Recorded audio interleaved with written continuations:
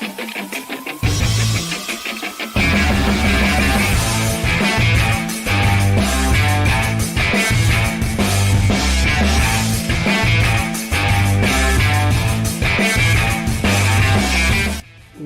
is up, RotoGrinders? Dean here, Team 7904. If you want to get all technical, it's an intimate show. It's a seven gamer on DK. DK leading off the last game for savings. That 10 o'clock game, Houston and Golden State, only on FanDuel. DK kind of, sort of, somewhat a sprint slate. Every single game starting between the 7 and 8 o'clock hour window. Myself, TJ Zwarich. TJ, one of the greatest DFS players in all of Saskatchewan, Canada. And you guys are in luck. It's a special day. It's a special day here. If you're a fan of Movie Monday, if you like yourself some Film Friday, if you like Television Tuesday, today, the unprecedented return. I feel like it's been too long. I don't know why it's been so long, but it's the return of Fleet Thursday. And not just that. We're flipping it. We're flipping it on its head because the chat loves my clues so much. We're going to deprive them of my clues for just one day. We'll see how this goes going forward. But TJ was happy enough to play along. You're going to be hosting Fleet Thursday. So, TJ, you're going to feel the wrath of the chat when you give these terrible clues. Just be warned. What's up, TJ? How are things?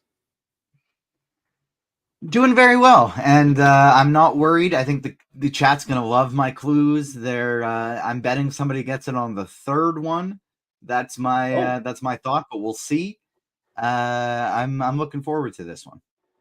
That's par. You're setting par at 3. That's your par today. We'll say 3.5. 3.5. Oh, I should have mentioned. The people know. Just in case they don't know, the people know. Jump in the Discord channel and you get one guess. Fleet. You got what guess? What athlete is TJ talking about? I don't know. By the way, I'm going to be playing along in the little side channel. Hopefully, I will be beating chat to it. But I don't like my chances. 1 versus hundreds. But we'll see. We'll do our best. But if you know the answer, if you just want to take a guess, every clue drop, you get an individual guess in the Discord. RotoGrinders.com/Discord, live stream chat channel. TJ, it's up to you to be firing these off throughout the show. I don't know if you want to throw it off right out the gate, just wet the beak for the people. But it's up to you. You tell me. Let's start it up. Hint number 1 is international. International is hint number 1 for Fleet Thursday. So start firing up the guesses as per usual in Discord. 1 guess per person if you want to win yourself a free week. So get into the Discord live stream chat. Smash the like button if you're watching us on YouTube. And let's play some Fleet Thursday. Let's break down the 7-game NBA slate. Yeah, 7-gamer FanDuel again, including that late night game. I wish DraftKings wouldn't have included the late night game last night because I had 50% James Harden and he had his worst game of the season, and I still broke even. I broke even in 150 lineups last night with 50% James Harden. I don't even know how that works. They got absolutely. I think Harden didn't score to like the last minute of the second quarter, if I'm not mistaken. It was really bad. And Rudy Gobert was awesome. Minnesota just absolutely thrashed the Clippers. The Wall did not do its job last night for Los Angeles because they got just absolutely pummeled at home. I do like them dropping the last game just because the way the setup is, and also I'm looking forward to the football tonight. The Thursday night football. I think it's probably the best game of the week. Green Bay and Detroit. I believe you're on the football show later. Is that correct? Can you confirm? What was that? Sorry, I missed that. I was responding to something quick. No worries. I was responding to a chat that you're in about NFL bets for tonight. Well, why don't you tell me the bets? I could use a bet. Well, it's our guy. It's our guy, Rich Rebar's weekly bet. It's Thursday night, and it's the Lions. So we got Gibbs' longest rush, and we're talking about Jaden Reed and Christian Watson receiving yards too. Yeah. Unfortunately, my sportsbook does not have that bet, or at least I can't find it. But yeah, Rebar has been talking about that every single week. Just go ahead and bet, Gibbs longest rush, and I think they're finally bumping it up to like 16 or 17, but he seems to break it every single game. I was just saying that I'm happy that DK dropped the last game. It is interesting for FanDuel because Curry's out, Draymond's out. I believe that is a preview also of the. Am I wrong in saying that? No, is that a preview? Houston and Golden State, a preview of the NBA Cup matchup, the quarterfinals? Think so. I think Houston is facing Golden State, if I'm not mistaken, next week. So yeah, just there's going to be some value there for Golden State in theory. Really tricky to figure out. We're currently projecting Pods and Moody to start alongside Kuminga and Wiggins and Looney. Also in that game, Freddie VanVleet, FVV, is questionable. Of course, if he doesn't go, Amen Thompson would be really interesting. I think Easton's already out in that one. Yeah. So that's I mean, it's a very clean path for Amen. The matchups aren't good really at either side, right? Golden State and Houston, two better defensive teams. The pace isn't great. 219 is the total, but the minutes, especially for Amen. Basically, when he's so versatile, when any of those guys, if FEV, if Green, Brooks or anybody's out, basically he's the guy that's going to jump in. Tricky part is you may not know the news until like 8:01 on the East Coast or 8:30 on the East Coast, and plan accordingly because that is the only game. So just be prepared, be ready for it. As far as Golden State, there's certainly some pieces you can shuffle around with as far as the Warriors as well. But other players, Wemby is out tonight. He's not playing basketball this evening. That's a big one. San Antonio taking on the Bulls. It is the front half of a back-to-back. Not just San Antonio, but the Bulls are in the front half of a back-to-back, as is Golden State, as is Sacramento. Nobody in the back end. Nobody on the back end tonight. Assuming my notes are correct, because I did these earlier today. I think they are correct.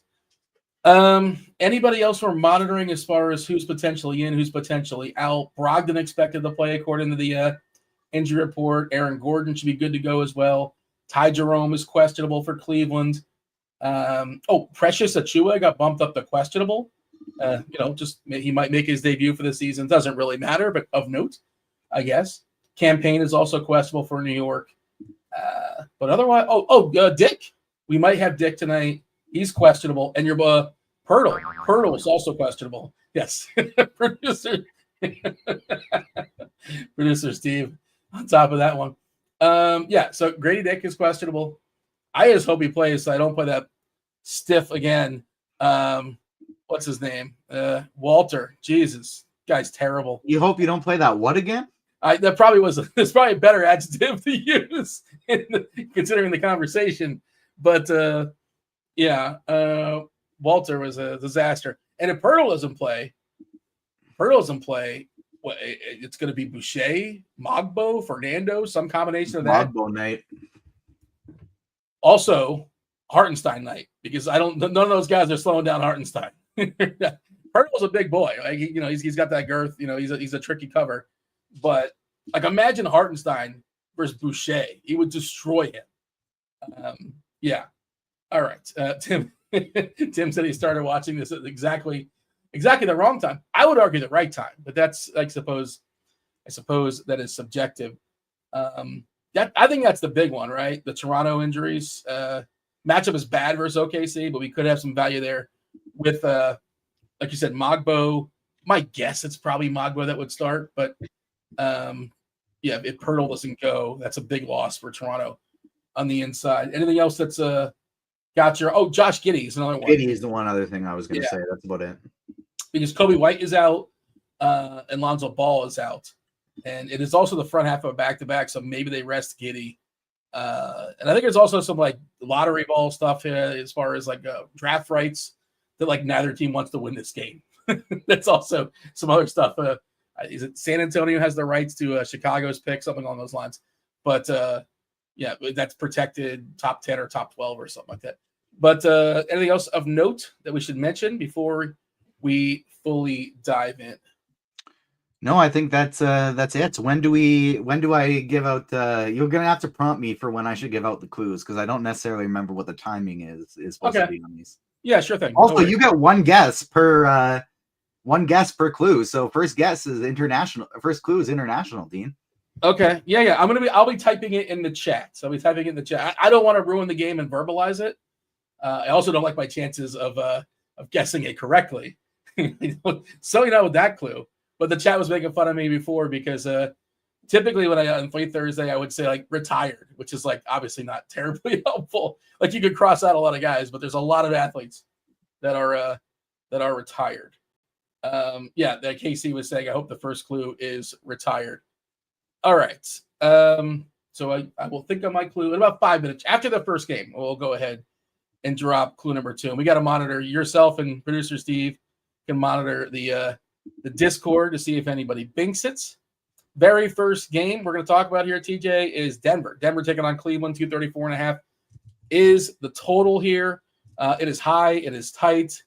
The players you want are also expensive. Joker is expensive. He is pricey, but he's also awesome.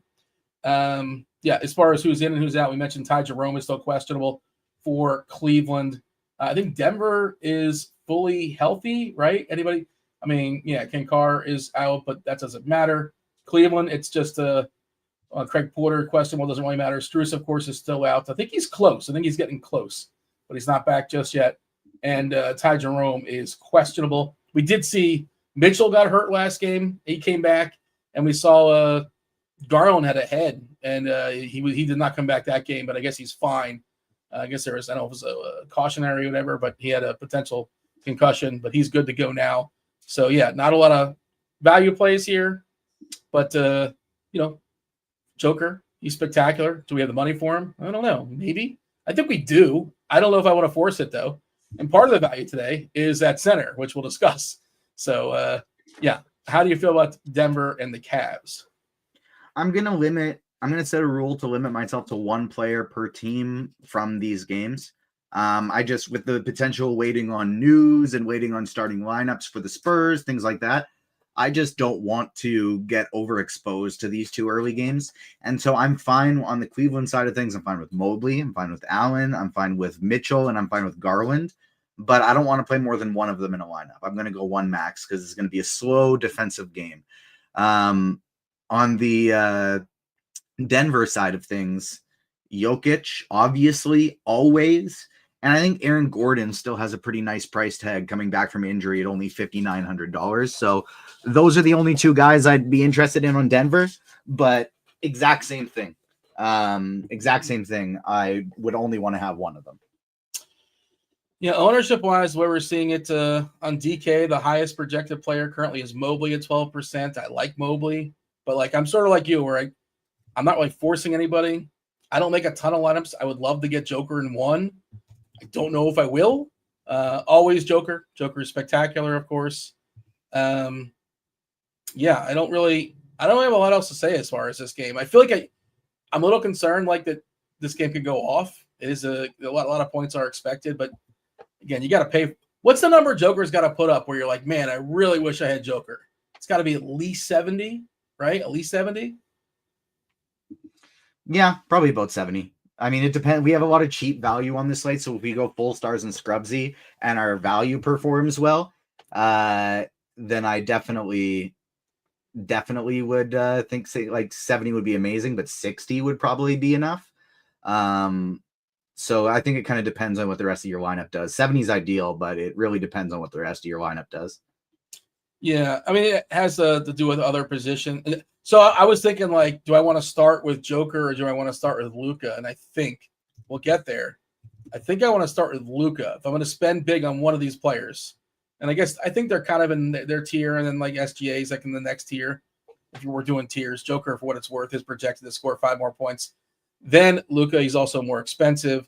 SGA, the homecoming game, or at least in his home country, is SGA from Toronto, or whereabouts? Do we know? Ontario, not Toronto, though. Okay, all right. He's from probably the suburbs. Yeah, Mississauga. Probably he's from London. Oh no, that's where he went to. He's from Hamilton. Oh, okay. Also, yeah, that's kind of a bigger city, right? Yeah. No, I mean, not crazy big, but it's one of the bigger cities in Ontario. I think. Let's see. Hamilton population. Let's look it up. We got Google. Google's free. 600,000 people. I was gonna say at least 500,000. So yeah. All right. Not close enough to get Bo Showcase Showdown. So we would have been close. So anything else here as far as Denver, and Cleveland. Certainly players you can play, but man, like Joker and Mobley are the two best players in this game for me when you consider salary and all that. Yeah, I'd agree. I'd almost even say Joker and Aaron Gordon. I think I like both of the Denver guys better. Yeah, I don't mind the Gordon call. He's basically full now, right? As far as his minutes coming back from injury. Play a little backup 5 as well. Okay, let's talk about Dallas and Washington. And I think, again, different positions and all that kind of stuff. We're talking big spends. I currently have Luka ahead of Joker. I was doing content earlier today, and I'm giving a refresh now as far as ownership. I couldn't believe how low we had Luka projected as far as ownership. Now, obviously, this stuff changes. The closer we get to lock, the more. Okay, so now we're at like 12% on DK, but even still, 12% seems kind of low. I want to be over 12%. And on FanDuel, we have it at 2%, which, again, that probably is going to get pumped up a little bit, but I don't know how much higher it's going to go. Yeah, so Dallas taking on Washington. You got a Daniel Gafford revenge game as well, for what it's worth. You're into such a thing. 232.5 as a total. Dallas is a 14-point favorite on the road. Washington has not won a game. Clue number 2 time. Oh, all right. This is important today. We gotta get. We're on the clues. We're my clues. I never got my first guess. Hold on a second. On the number 1, and so people speculating what the largest and second largest city in Canada are, for what it's worth. Toronto's number 1 by a lot. Vancouver's number 2 by a lot, and then I believe Montreal is third. But I believe Vancouver is essentially like 2 of Montreal. It is a very, very big city, just kind of quite spread out. Clue number 2 is oh wow, I don't even remember what my clue number 2 was. Here I was. I interrupted you to give my second clue. Yes, and then I forgot what it was. I had a fun fact for you. Rudely interrupted you, and so I do apologize for that. As I search through my Slack DMs to find clue number 2. Clue number 2 is Mickey. So number 1 is international. Number 2 is Mickey. Okay. I have some ideas. I don't know if you're trying to swerve me, but like that feels like you're pointing me in a direction. You're pointing me in a direction, but I'm not sure if it's a swerve. My fun fact, I know it's not fun, but it's a fact. I guess it's subjective. You think it's fun, by all means. It's a fun fact. The Wizards have done a fabulous job, just a spectacular job of losing. They've not won a basketball game since 6 days before the American election. So it's been a long time. It's been a long time. I think it's 14 or 15 games they've lost in a row. So shout out to the Wizards. Good job losing. Yeah, Luka is one of my favorite big spends, if not my favorite big. I have a plan going into this slate, which is something I don't always have. Like sometimes I'm trying to figure it out on the fly. But one of my plans is, and we'll get to it, like a game stack that's kind of cheap, and Luka. That's one of my ideas. Of course, news flow can like change that pretty quickly. But yeah, how do you feel about Dallas tonight and Washington? I should give the body parts as far as who's in and who's out. Nothing really new here. Najee Marshall, he's not playing basketball. He's still ill. Hopefully he feels better soon. It feels like he's been out for like 3 or 4 games with an illness. Dante Exum, I don't know why I'm mentioning him, but he's on the injury report. Yeah, we haven't seen him all season long. Brogdon, good to go. Keshawn George is out. Kispert is out. Kuzma is out. So there is some fringe nonsense for Washington, possibly, maybe. Jared Butler is like one that maybe could, if you want to tell yourself a story, if you're looking for a 3K cheapie that could possibly get there, you also could possibly mop up. And Valanciunas, there's 2 true bigs on the other side, right, for Dallas. So maybe they play him 26, 27 minutes. I can't promise you they will, but maybe they do. He played great the other night, but they got absolutely walloped, so he barely played in the second half. If this game stays close, and again, does Washington have any interest in winning? Does it matter? They're probably not going to win either way. How do you feel about Dallas and the Wiz? The Wizards side of things is the one I'm kind of torn with. On the Dallas side of things, I want to play Luka. I don't want to play anyone else. Sure, maybe Kyrie will have a big game, but if he does it, he beats me, then whatever. He beats me. I think maybe Derek Lively could have a ceiling, but for the most part, it's really just Luka Doncic that I want to play. I think he's great. Anybody else, I just don't need it. On the Washington side of things, that to me is where it gets a little bit tougher. Koulibaly, I think, is in play where he whenever Kuzma's not in the lineup. Same with Alexander Sarr. I think he's in play whenever Kuzma's not in the lineup. Brogdon and Poole both are just kind of such high variance options that I don't feel like I can X them out of 150 max pool because the ceilings are there. And that's really all that matters to me in that type of setting. So Brogdon and Poole, I think, are still in the player pool. And then Jonas Valanciunas is going to be my favorite guy here because he's the one that even if he only plays 20 minutes could absolutely smash. So Valanciunas is my top option. And then Sarr, Koulibaly, Brogdon, and Poole, they're all still in consideration because of their ceilings, but I don't really like any of them. Ty Jerome available for Cleveland. Just a heads up there. Did I ask you how many lineups you're making tonight? Are you having fun? You making 150? What are we doing? Yeah, I'm going 150. I got a bunch in NFL tonight. I have a 3 entry max, but technically 1 lineup in NHL because it's the same lineup with 3 different goalies. And then 150 for NBA tonight. By the way, in the private chat, I did submit a guess. I'm probably wrong, but I have a player that's a international player and who did play for a team that might be related to Mickey. I don't know. But it's probably not correct. You're incorrect. Yeah. Well, by the way, did you go to you take a peek at the live stream chat? I'm not sure if you're on top of this, but been looking, nobody's got it yet.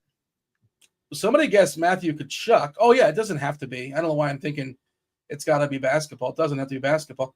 So it's not none of these. It's not Kyle Birch or nope. Hedo Turkoglu or Franz Wagner's been guessed. Nope. None of these. All right, just want to make sure. Taking a peek at I don't know the answer. I'm just playing along. I'm playing the home version. Michael Phelps was also guessed as well. But there you go. We will be getting a new clue soon enough. So I was going to ask you, you're making 150. Are you said you like Jonas Valanciunas. I hear you. But like, how goofy are you willing to get? Like, is Jared Butler in your pool at 3K stone minimum? Is he somebody that's lurking in the pool for you? He is not. No, I guess like it's somewhat considerable if you think this game's going to blow out, which it probably could. He gets over 20 minutes. All of a sudden, Jared Butler could look good. I think he is. I don't think you're stupid for. I don't think you'd be stupid for considering him, but I'm not getting there. He's been a good fantasy point minute player this year. He's a shooter as well. He's somebody I'm willing to play. I don't feel good about it. And there's some massive volatility to it. Not a big sample, but like he hasn't played a ton this year. 110 minutes. I didn't kick anybody off or put anybody on because the sample's just going to get smaller.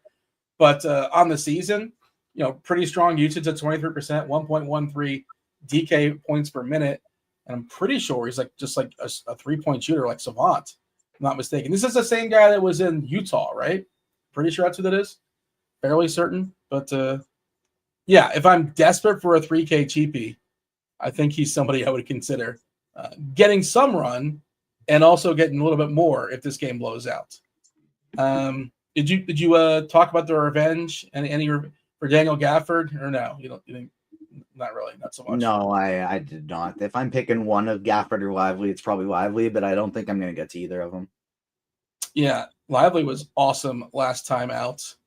Okay. He's had a few ceiling games lately, and so I am tempted to keep him in the pool.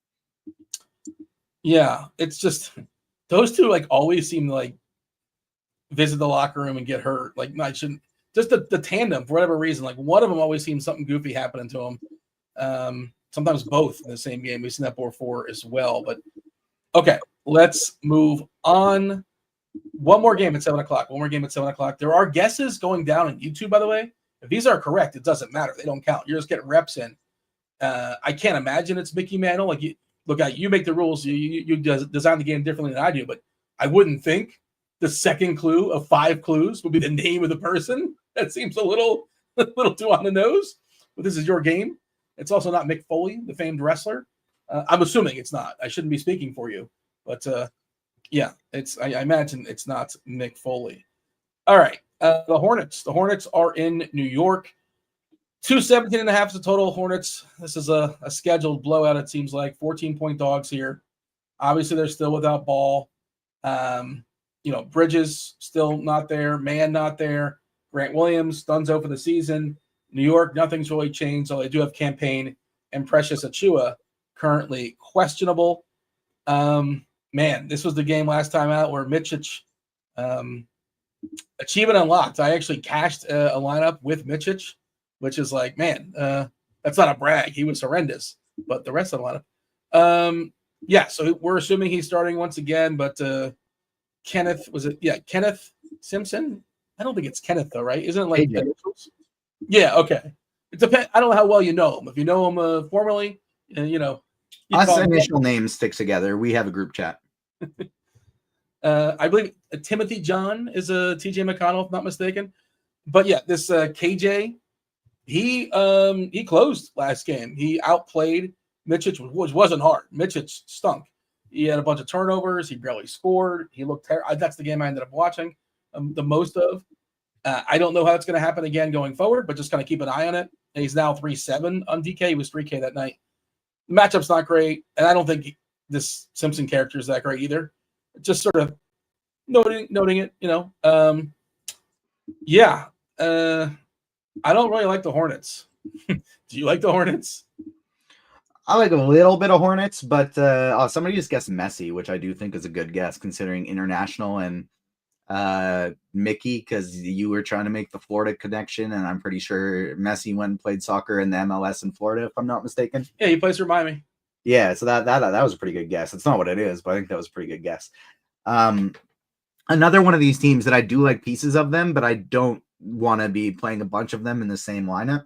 And so on the Charlotte side of things, Nick Richards, I think, is pretty interesting. He absolutely smashed last game, played 4 more minutes than he did the game before in his second game back from injury.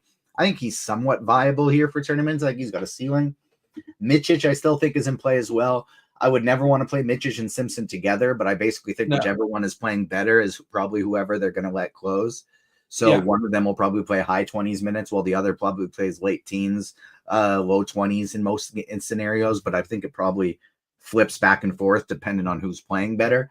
Simpson would be the preferred choice just because he's cheaper, but nobody's going to play Mičić after him being mega chalk, and he's almost the same price. I totally think a bounce back game is reasonable. And then Brandon Miller is the top option. Brandon Miller, I still think, is really good, even though it's not a great matchup. He is going to have either OG or Bridges on him at basically all times, who are 2 of the best perimeter defenders in the league, which I don't love. But sometimes score is just score. And he's put up 38, 37, and 34% usage rates in the last 3 games. So I'll still take some shots there. It was wild watching that last game. Philadelphia was like throwing 2 or 3 guys on him sometimes. I don't know if it was crazy. And he made some tough shots. And I think he was bad as far as like field goal percentage. It was 12 of 25. He took some tough shots because, again, there's really nobody else in this team that can shoot very well, right? Like Saloon can make a 3, but it's not a good team right now. He's going to be taking bad shots again, and it's just sort of a volume thing, and you don't get docked for missed shots. He's not my favorite big spend, but I get it. I definitely get it because, All right. Brandon saying 12 of 25 isn't bad. Thank you, Brandon. Brandon, by the way, corrects me every single time in the chat. Corrects me. I'm doing air quotes, but I'm glad he's always here. Do appreciate that. How about the New York side? Cat is one of my favorite big spends as well. Feel pretty good about him tonight. I don't think even if Achua plays, I don't care. That's not really going to affect him so much. The other prices for New York, they're all sort of priced where they should be. You know how it goes. They play their 36, 37, 38, depending on, even when it looks like the game's going to fully blow out. Sometimes Tibbs will keep him out there a little bit longer. You have a priority as far as New York. I don't love this game overall, but I do like, Cat's got a good floor. And if he somehow plays 37 minutes here, got to feel pretty good about him with his ceiling as well. Yeah, Towns is definitely the strongest option. He's been one of the best spends on basically every slate all season long, and they just haven't been raising his price. His floor seems to be pretty much close to 5x his salary, and then the ceiling is upwards of 70 fantasy points. So Karl Anthony Towns, I think, is a great spot, a great spend tonight. Charlotte's been weak on the inside. was going to say all season, but for the last 8 years. And so I like him quite a bit. The only other person in consideration for me is Josh Hart, just because he rebounds the ball a ton. They're weak inside. I do think he has a ceiling in this spot. I basically haven't played Jalen Brunson all season, and it's never burnt me. And so Hart and Towns are kind of the only two guys I want here. The irony, because he is the Brunson burner, but I'm with you. I don't play him a lot either. I kind of pick my spots every once in a while, and the times he does it is like the rare 40-point game, right? He just seems he's kind of like Ant. I don't play Ant a lot either. I think Ant's a little overpriced. I think Brunson's a little bit overpriced, like almost every single slate. Doesn't mean you can't be high sevens this year. Brunson, you're talking about? Yeah. I don't disagree. Fine with him, but very, very rarely is he a priority for me. I think he had that one game. Was it against Phoenix? There was one game where he just went crazy, and I know I didn't have him that game, but basically never play him. Producer Steve, if we don't get 100 likes in the next 15 minutes, I'm getting fired, and then there won't be any more RG shows. Well, that seems like we should probably hit the like button. Did you hit the like button? The like button. We can't handle it. We can't lose Steve. I'd be the only producer. Everything would go to hell. It wouldn't work well at all. Yeah. Well, I mean, that was a little selfish. You thinking? I'm first thinking of Steve, but I hear the sentiment as well. But I don't want you to get overworked either. But yeah. No, it wouldn't be overworked. It would be a total collapse. Hit the like button and subscribe too. Consider subscribing so when we go live, you get the notifications. Hit everything. Hit all the buttons. Also, we should have another clue drop for the people. We do not have a winner just yet for Fleet Thursday. Oh my God, these clues are so terrible, TJ. Don't you agree, chat?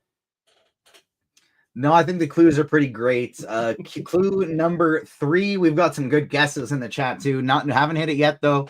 This is the one I thought might get some people who get it. I think for sure on 4 though is where the guesses are going to be correct. Ooh. Guess number 3 is clue number 3. Is 13.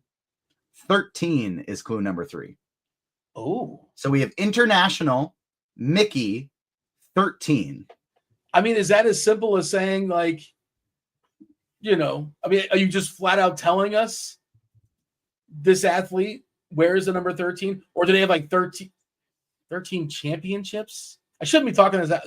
I realize that's annoying if I'm giving clues to other people when you're the one. So I shouldn't be talking out loud. Then that's how I'm thinking though, because maybe I don't think 13 means the jersey number. I think that's too obvious. But I don't know. You could be doing the old switcheroo. We should mention, by the way, speaking of RG Premium, Splash. If you've not yet signed up for Splash Sports, now is the time. Promo code ROTO10. When you play $100 in Quick Picks, you'll get another $50. Go ahead. There should be a link in the description to sign up for that. Combo value. We still have a combo value special going on right now for a limited time. It's less than $80, $79 and change. That is just $5 more than NBA a la carte, NBA Premium just by itself. You get everything else: football, baseball, basketball, hockey, PGA, UFC, everything but NASCAR. NASCAR, of course, is a la carte. And since we're here, I should also mention Shot Quality. Shot Quality, you get 1 month access to Shot Quality, $40 for the entire season. For the year, it's $200. If you just want to give it a shot, give it the world, give it the old test drive because you've never used it before, you're not sure if you're going to like it or not, it'll show up right there on your lineup HQ. You get 3 days for less than $10, $9 and change, and you can use Shot Quality tools. You can use RG Combo Premium tools, all that to help you with props and pick'em as well. We do have a props and pick'em package, something else you should be checking out in the description. Okay. Any action? Did I buy some time? Did we get some good guesses? Katie Ledecky. Does she have 13 medals? I don't know. I'm not sure how many medals she has, but Katie Ledecky was guessed. Kurt Warner, who wore number 13. Michael Jordan. Did he wear 13 in baseball? I don't think so. There you go. So I don't know if we have any winners coming in. Juancho Hernan Gomez. There you go. TJ, you got an eye there on the Discord? No winners just yet? No winners just yet. Been keeping my eye on it, but then there's been some good guesses that are right on the right track, some that are way off, but nobody straight on it. I'm almost positive it's not a jersey number. I just decided that that's the route I'm going to be going. I've not submitted my guess just yet. Okay. We shall move along from the 7 o'clock games. Again, the DK slate, 7 games, all of them within the 7 to 8 o'clock window. Okay. Let's move on. The next 7:30 game is OKC, the Thunder, taking on your Raptors, a homecoming game for SGA, home country game for SGA. 226 is the total. They are 11. No, they're 9-point favorites here on the road. We don't have the news. We can certainly use it. If we don't get it, crunch time, we'll get it. I know we got Kyle Murray and Kristi coming up in about 35 minutes or so. If we don't have it, they'll have it, I presume, maybe. At least up to the bell at 7 o'clock. I would imagine we get it by then. But the big news we need or waiting for is Dick. Is Grady Dick going to play basketball tonight? We don't know. He's questionable. And even bigger news, I would imagine, is Jakob Poeltl, the big boy in the middle. He's questionable. He had the fish. He's ill. Of course, Quickly is still out for Toronto. I don't think we've seen Bruce Brown all season long. Of note for OKC, Alex Caruso is off the injury report. So we expect him back tonight. Speaking of studs, how do we feel about SGA and the priority of studs this evening? SGA is always in a great spot. I do think he's a priority because he's so much cheaper than Luka Doncic and Nikola Jokic.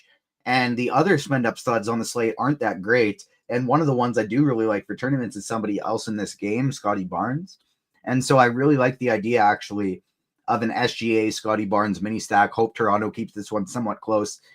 They've been playing some pretty good basketball lately. So, I mean, obviously we're expecting OKC to win, but as long as they can keep their starters in through the fourth quarter, we're feeling pretty good about a matchup against Toronto, just an atrocious defense so far this year. So SGA, I think, will be a priority for me. I like him quite a bit. Jalen Williams is interesting, but I haven't targeted him as much with Hartenstein back in the lineup, but he is still playing fantastic basketball this year. And then Isaiah Hartenstein is in play as well. We talked about it a little bit. I don't know how, on another Grinders Live, we differ our opinion on him a little bit. I don't know how big his ceiling really is. But Hartenstein, I think, is still very much in play, especially if Jakob Poeltl is out.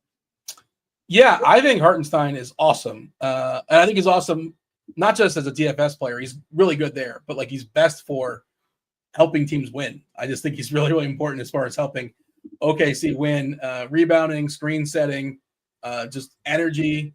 And the combination of him and Holmgren, I think, is going to be amazing when Holmgren's back. And that's why I think the Thunder, one of the reasons why I think the Thunder are, I shouldn't say favorites, but, they're right there. Obviously, they're right there with Boston. And is that 1-2 as far as I think it's 1-2, right? Boston and the Thunder? I think so.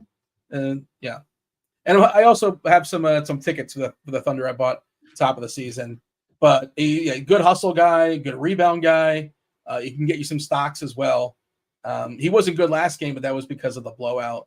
Mostly, they barely played. I don't think anybody really played in the fourth quarter. And your boy Barnes, he's awesome, but I don't really like picking on the Thunder. The Thunder also as a team have gotten better collectively as far as rebounding. They were the worst rebounding team in basketball since the arrival of Hartenstein. They've been better. They've moved past some teams. Is it just a holding pattern here with Toronto as far as the Poeltl thing? And because if everybody's in for Toronto, if Dick and Poeltl are in, it's kind of a whimper for me. I'm not going to talk you out of Barnes. If he's going to be 2% owned, sure, get yourself some Barnes. You want some Barnes, but I have no priorities. But if we have Poeltl out, Magbo maybe, Fernando maybe, and again the Boucher thing, I just think Hartenstein would just maul him. But and Walter's already been kind of baked up a little bit and not guaranteed a closing spot even if he starts. Do you have any sort of if-then stuff for Toronto? Really just waiting in a holding pattern because if Poeltl is out, that it does open up a ton of value. Grady Dick expected to play. I think at 5,600, he's viable. And so if he gets back in the lineup and he plays, I think he's pretty interesting. If Poeltl's out, then Chris Boucher, Jonathan Magbo, Bruno Fernando, we're going to have interest in all of these guys. Fernando has barely played all season, but when he's gone in and he has put up a really good point per minute numbers. And then if he happens to get 18, 20 minutes, that could be huge at a minimum price tag. So Mogbo, Fernando, and Boucher.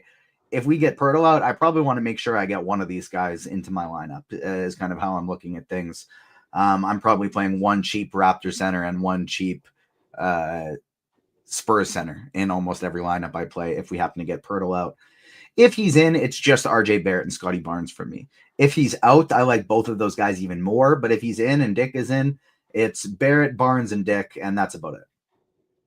Ryan in chat is playing Movie Monday, guessing Rocky. Says there's not. I feel bad. I yelled at Ryan with all caps, but it's only because so many people have been guessing movies. And so Ryan actually did put some great movie logic into it. And I didn't mean for all my caps to get directed directly at him. But so many people have been guessing movies, and it's a Fleet Thursday. Well, no, I mean, I don't want to push back on Ryan here, but he did not put great movie logic into it because there's not 13 Rocky movies. There's only 8 if you're counting the Creeds. There's not 13 Rocky movies. There's a lot, but there's not 13. Rocky 1, 2, 3, 4, 5. Oh yeah, I didn't even read that part. I was just going to the trainer named Mickey part. that was a good angle too. I respect that angle. But international is like an Ivan Drago reference or something. But yeah, probably the Creed movies for number 4. Are we still too early? People don't talk about it enough. The Creed movies are good. Creed movies are great. I love the Creed movies. Yeah, they were. I thought it was just like a money grab. Like, let's just keep this thing going. But I thought it was surprisingly excellent. All of them are good. Okay. Yeah, let's go ahead and drop the 4th clue because nobody seems to be getting it. Clue number 4, I think this is where somebody's going to get it. Clue number 4 is cousin. Ooh, cousin is clue number 4. Cousin. Huh. Okay. International.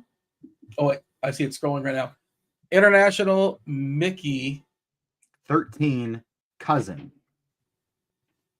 Okay. I have some ideas, but I don't want to say them out loud. I'm going to type them. We have our winner. Oh, we already got a winner? We do. Steve OJ. Don't say it just yet. Let everybody else play along and get the last clue. Not everybody staring at the Discord. Oh yeah. Well, of course this is who you picked. You're so predictable, TJ. I can't believe. Then why didn't you get it? Because I thought, it's so obvious you can't possibly do that. Like you're just going, this is it's so predictable that this is the person you're picking. How is that so predictable? I don't know. What team did he play for his entire career, basically? Mostly. Most important. The Orlando Magic? Well, whatever. But then the Houston Rockets? Who else did he play for? For the shortest period of his career, except for after he retired? But most memorable in your lifetime. No, not most memorable in my lifetime. That was almost before I was following basketball. Do you know he tried to resurrect a baseball career? He was a pitcher in the minor leagues, very briefly. Yeah. I just thought of course he's not going to pick a Raptor. There's no way.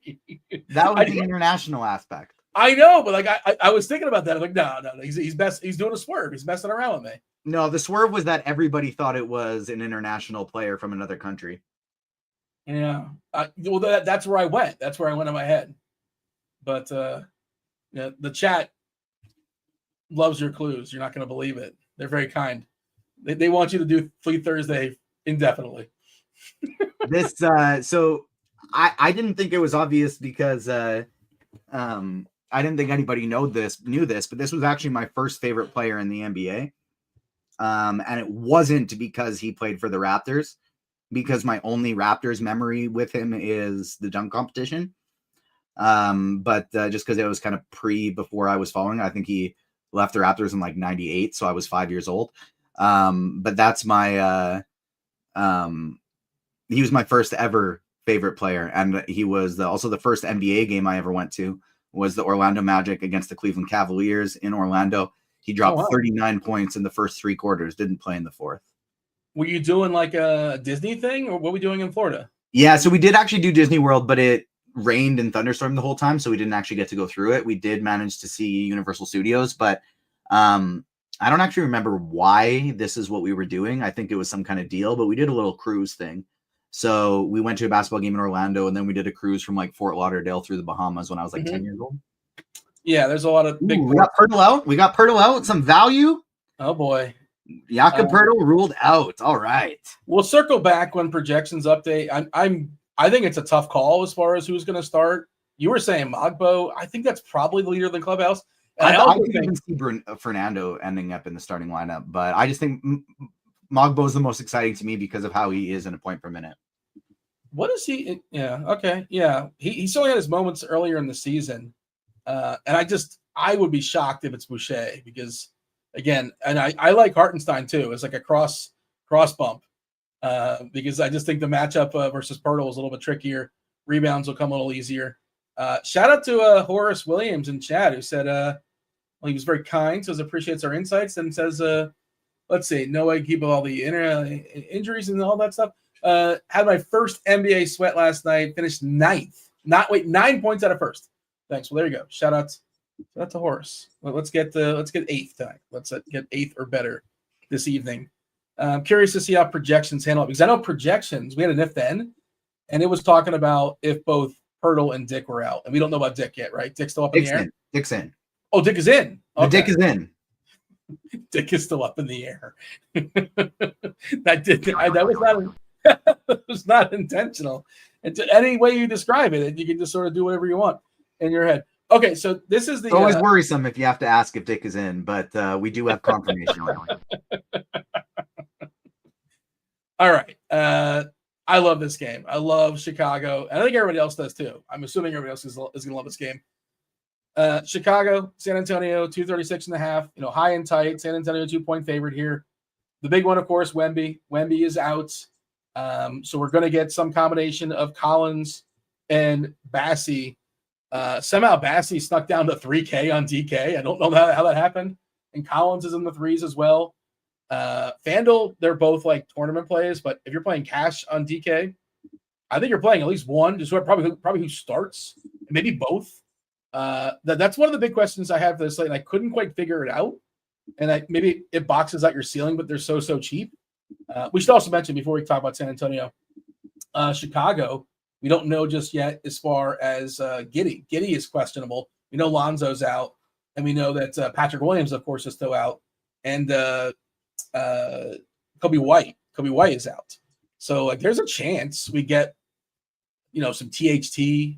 Maybe Buzelis can get going. He's also I think he's only 3K as well on DK. He's 4-1 on FanDuel, but Buzelis at 3K.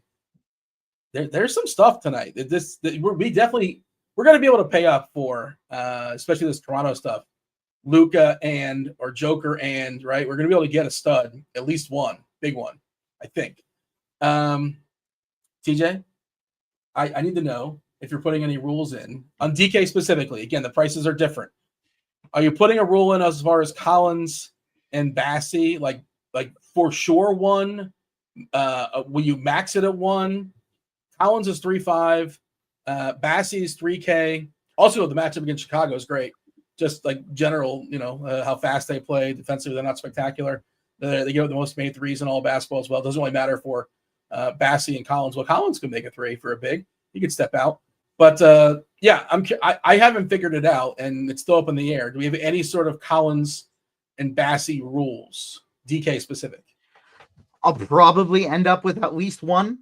I was for sure going to have that rule if it wasn't for the Pirtle news.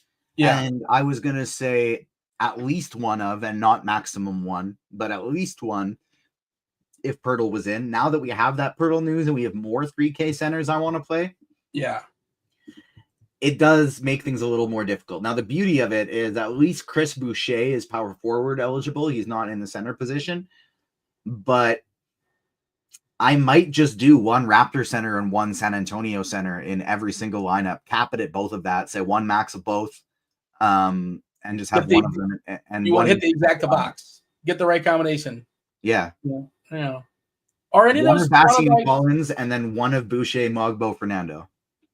So Boucher's power forward only, just as a side note. But yeah, Mogbo and Fernando are center and center only. Okay. And the other thing about the San Antonio guys is that they're good fantasy point minute players, right? And it's just they need some run. Very likely they split, if not 45, but like possibly all 48 of the center minutes here, maybe 40. A pretty good chance, I think that's what we have it projected. There's a couple minutes in the middle.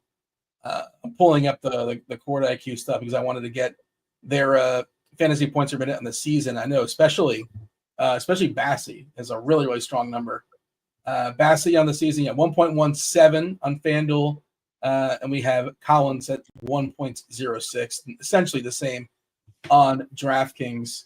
Collins might be a tick higher. No, 1.01, and Bassey is 1.17 over on DK.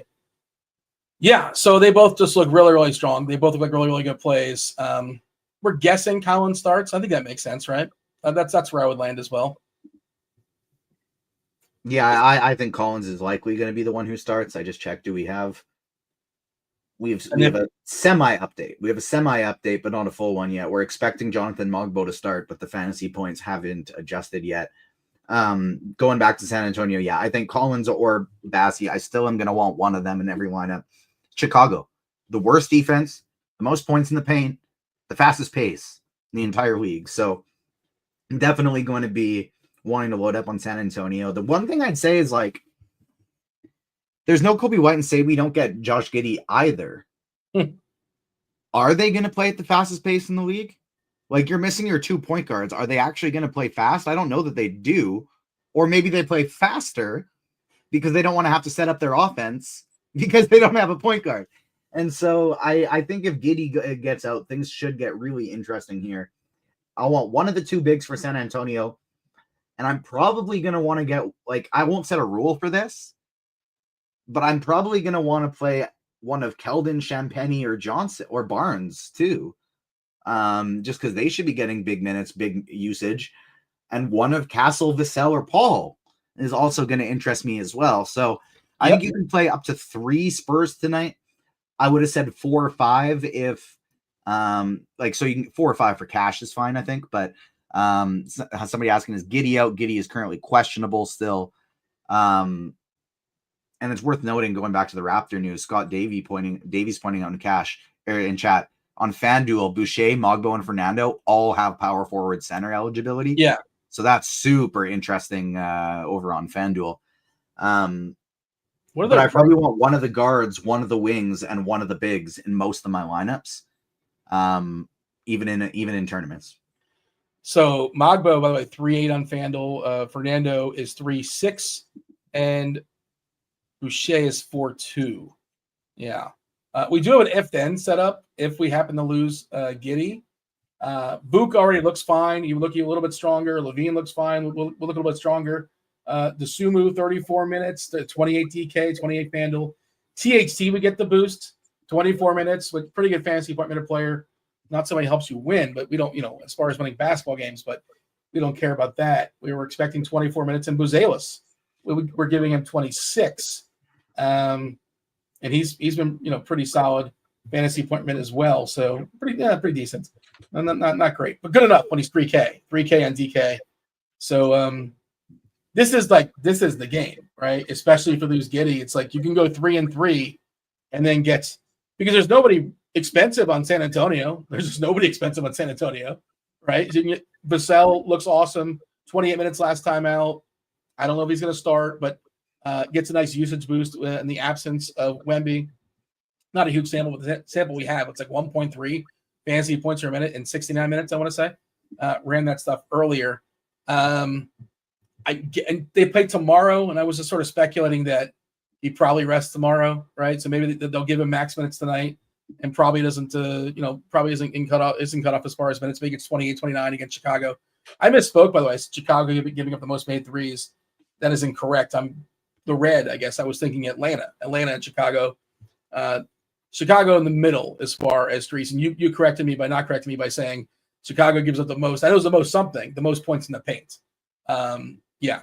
So that's why like Wemby would have been a lot of fun, but like Collins and Bassey can get, and they're not like known shooters. Collins could be a banger. Bassey a little bit more of an athletic and a little bit more of a flyer. Great blocker too, by the way. It just feels like a great game where you can get 3 on San Antonio, 2 on Chicago, and if you lose Giddey, maybe you go 3-3. And again, it's not that hard to get at least one stud around that. And to me, that's like the clear and obvious. Like, I don't know if that's clear and obvious to everybody else, but that seems like the way I'm gonna build tonight. Yeah, I think I might set a rule to have maximum one of every single team on the slate, except for OKC, Toronto, Chicago, San Antonio, Dallas, because I'm okay with playing Lively and Luka together. But actually, no, now because we have so many centers, I might even kick Lively out of my pool. So I think Chicago, San Antonio, OKC, and Toronto will be the only teams that I don't have a limit to one player per team on them. All right. Do we see anything different as far as FanDuel? Scott's asking us. Yeah, so it is worth noting. I know that specific to Vassell, he's 5K on DK and 6K on FanDuel. You could still play him on FanDuel, just not as good a play, right? I wouldn't talk you out of it. And again, Collins is 5'8" on FanDuel, 5'8". Bassey is 5'5". And these guys are in the threes on DK. It's why, again, I must stress, they're really, really, really good plays on DK. They're tournament plays on FanDuel, but not a priority. Anything else you want to touch on as far as FanDuel versus DK when it comes to the Spurs? Nope. Good to go. Okay, and we're still waiting on news. 8 o'clock. Yeah. We got some time, so we'll go through it here just because I see Scott Davies asked in chat, rate the Spurs on FanDuel. Yeah, I just asked that. I know, but you asked me if I had anything else on the Spurs, and I don't have anything else. But then I saw the chat, and I went, well, maybe I should have something else because that's a good question. I would say Castle, Champagny,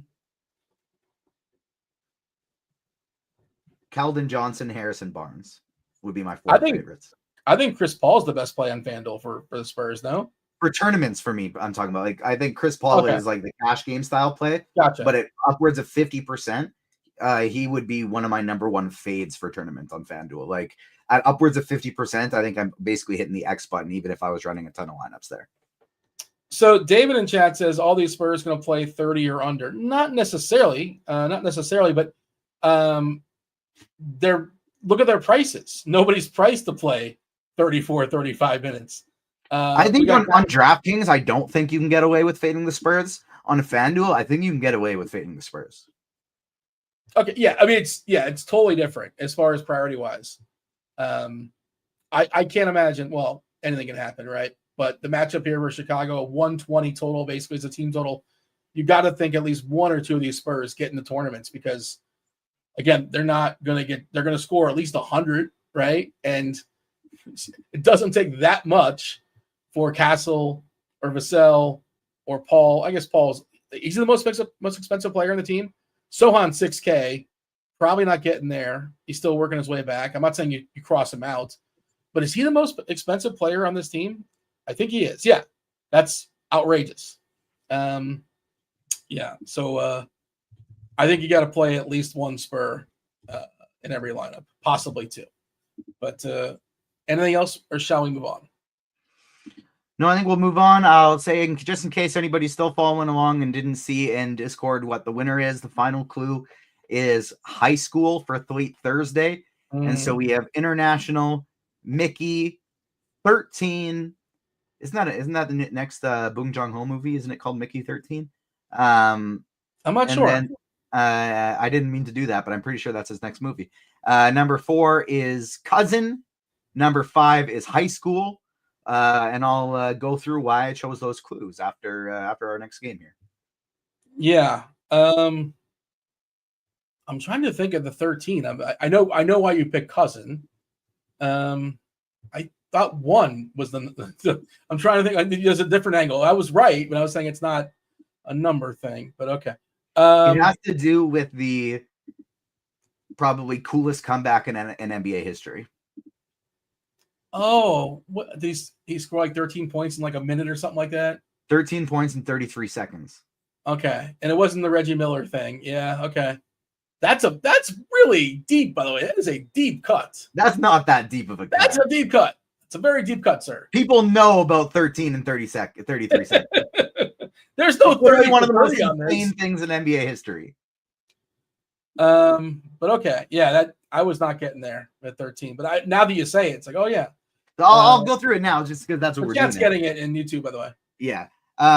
International. He played for teams in multiple countries in the NBA. Started his career for the Raptors, and then he transitioned to Orlando, to Houston for his best years, and then things went downhill because he unfortunately had a ton of back issues, which was derailed his career, which was very sad because he was one of the most fun players to watch ever. There was a year him and Kobe were fighting for the scoring title. They were like averaging 33 and 32, and it was just such a fun year getting to see them go back to back.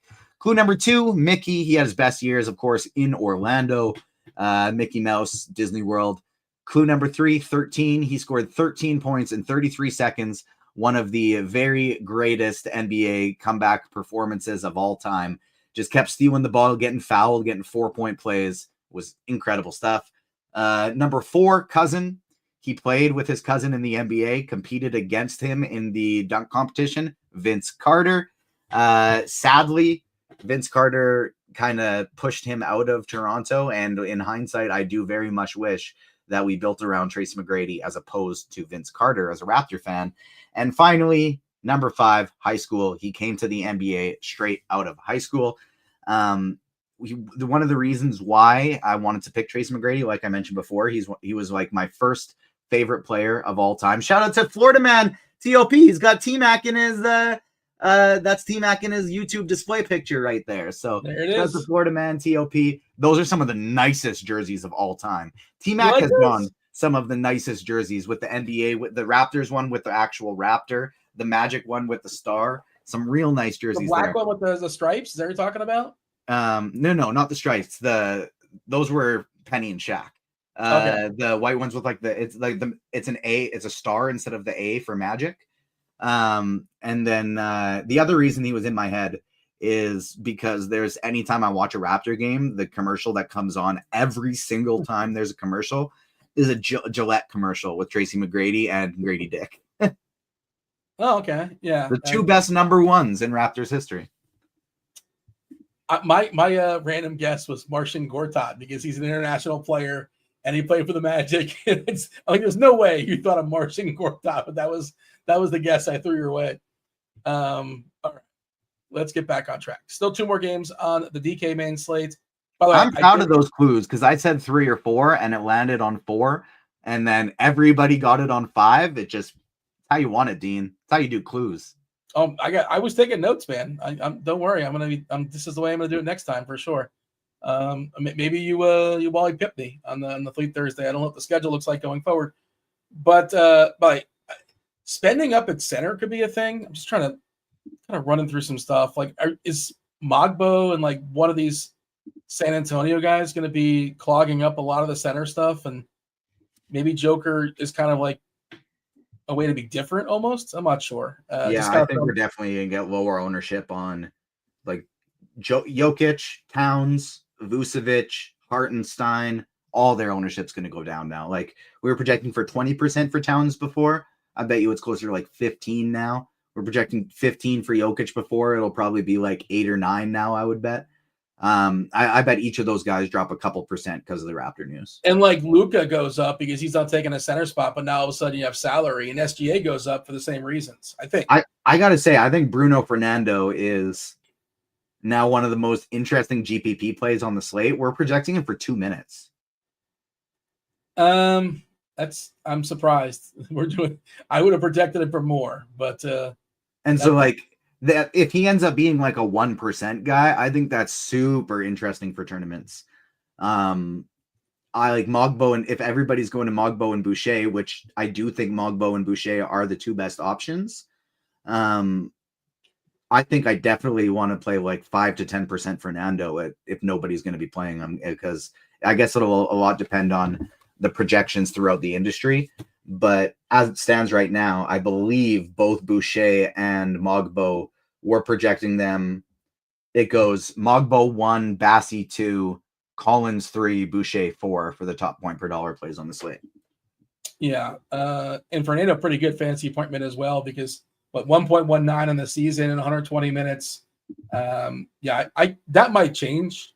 They're probably debating it right now. I'm just really surprised they were only giving it 2 minutes, but they're putting more thought into it than I am. But I would have expected more than 2 minutes from Bruno Fernando. Where are they going? Battle. Yeah. Boucher 23. I guess. Okay. Agbaji getting 31. I know it's kind of a wing. Okay. We have about 5-10 minutes, depending on when crunch time shows up, before to knock out these last two games. They'll talk about the Golden State game on FanDuel. And again, it's sort of a wait and see when it comes to Houston, because Freddie VanVleet is currently questionable if he happens to play. Amen Thompson will look great. But also you have that 2-hour window, because you don't know when that news is going to drop, and just plan accordingly. Of course, Steph is out. Draymond is out on the other side, and Golden State's rotations pretty fickle these days. Tricky to figure out who's even going to start for the Warriors. We have Pods. So I think that's my favorite random player on the Warriors, all things considered. But let's knock out the Kings and the Grizz. 242. We're supposed to be excited about this. But speaking of teams that don't play players 30 minutes or more, somebody was talking about San Antonio, that's Memphis. They just don't play there. Even the stars barely play sometimes 30 minutes. Monster total, high and tight, right? Sacramento, Memphis, 242. Who's in? Who's out?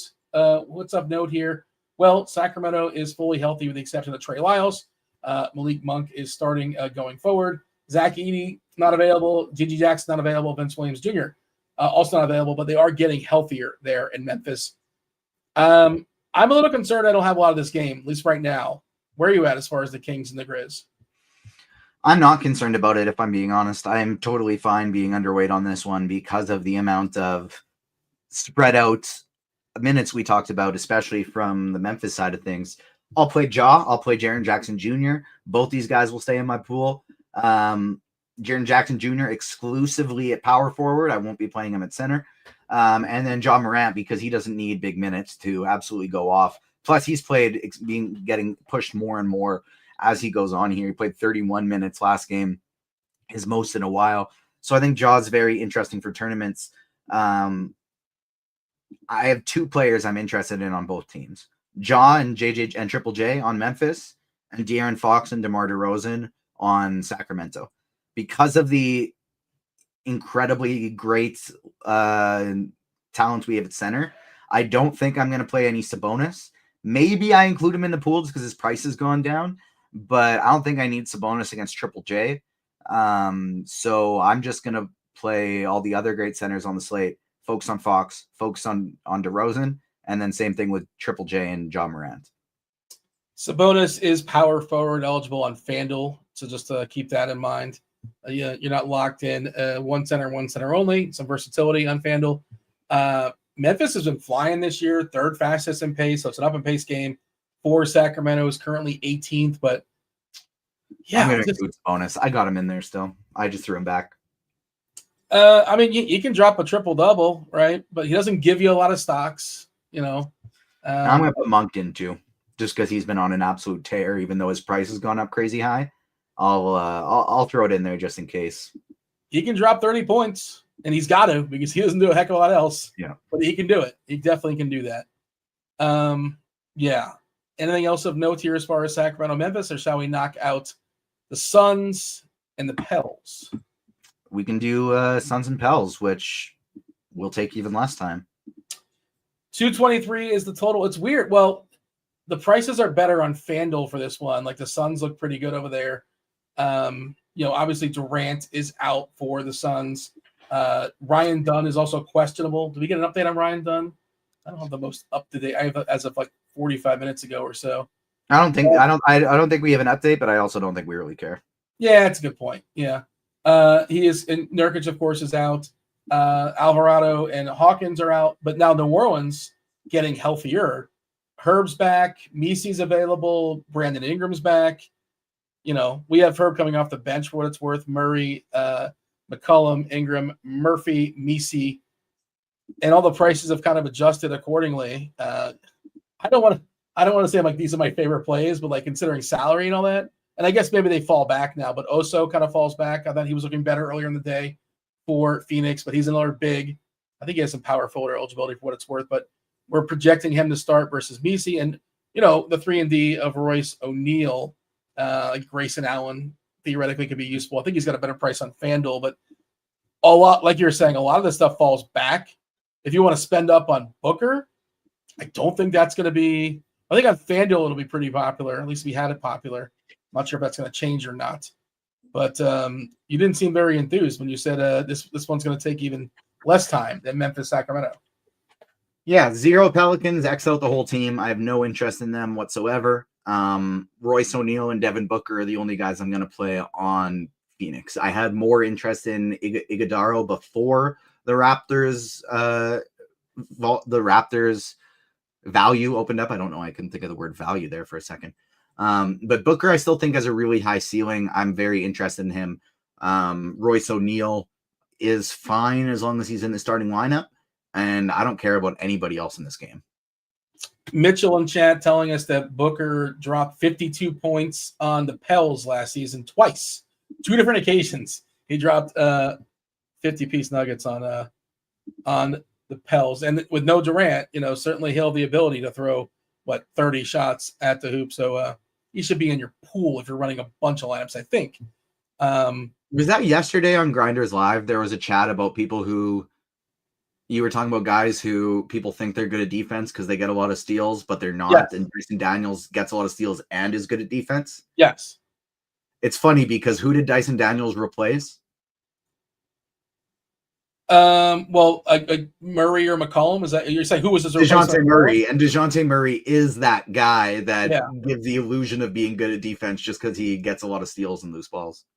Is it the guy that I thought it was Rubio? I remember Rubio was always I didn't think about the DeJounte Murray thing until just now. I'm like, there's a guy that's not actually that good of a defender, but people thought he was at the beginning because he'd get so many steals. But like Daniels, I think is like legit really good. I'm pretty sure he's really good. Okay. Did you have a thought at all as far as Houston, Golden State? That's the FanDuel thing, and they're going to go around the horn position by position. If you have anything there, by all means, feel free to share it. I know Crunch Time is here, knocking on the door. Again, a lot of it's sort of wait and see what Golden State's lineup's going to be, and wait and see if FEV is in or out and plan accordingly because it's an island game. Yeah, it's going to have to be a wait and see. If Van Vliet's out, it bumps up Thompson, Green, and Şengün even more. I think Green would actually be the one I'd have the most interest in just because he's so cheap in comparison to where he has been on DraftKings. And so if Van Vliet's out, Green's probably my favorite, but he or Thompson are all good. You can always play Şengün. On the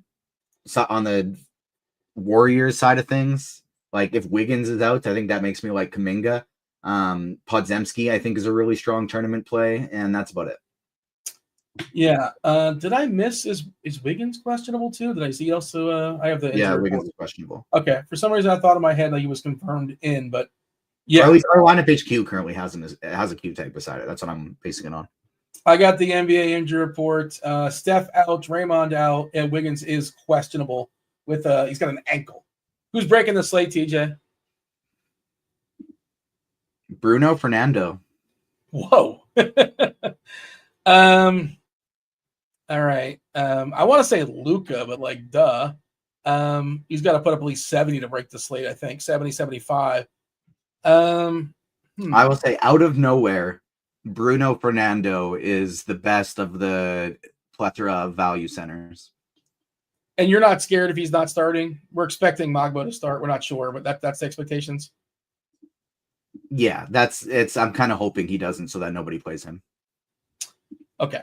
I want to have 20% Fernando while nobody else in the world plays him. That's what I'm hoping for tonight. I still think that they're going to change that. We know he's just done 2 minutes. Okay. Maybe there's something I don't know. But you and me both think he's in play. And I'm really surprised. Because he very well might play 2 minutes. But Mogbo might get 3 fouls in the first quarter, and then he could end up just playing a ton. They usually don't run Boucher at the 5. They usually keep him at the 4.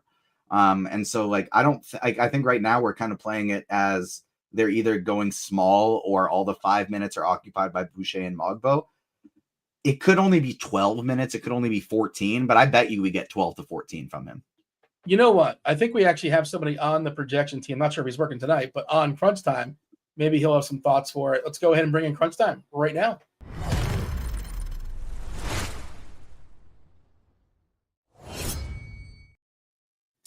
We have Kristi and Roth and Kyle. Kyle, do you, I mean, I'm assuming you're not doing both. You're not multitasking as far as projection team stuff. And we think Fernando should have a few more minutes than 2.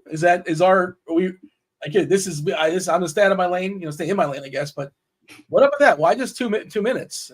What's your thoughts? You were on mute, sir. Good catch. Sorry about that. I just dropped a message in Slack because I'm not on currently, but I was on earlier today. 2 minutes might seem a little low, but I think TJ made a good point earlier where we could easily see Toronto go pretty slow here. They have no problem playing even Scotty Barnes as the 5 in this offense, so they can do a lot of weird things. So I do think we'll see a slight uptick in minutes for him, but I would say probably 10 to 12 minutes is a good median projection range as long as he's not starting. All right. Roth, we got a raw slate. I'm not sure if you're listening or if you caught much of the show, but we got a lot of cheap stuff out there, a lot of cheap centers. It feels like DK kind of goofed with the pricing on both Collins and Bassey. We have a great night for fantasy draft.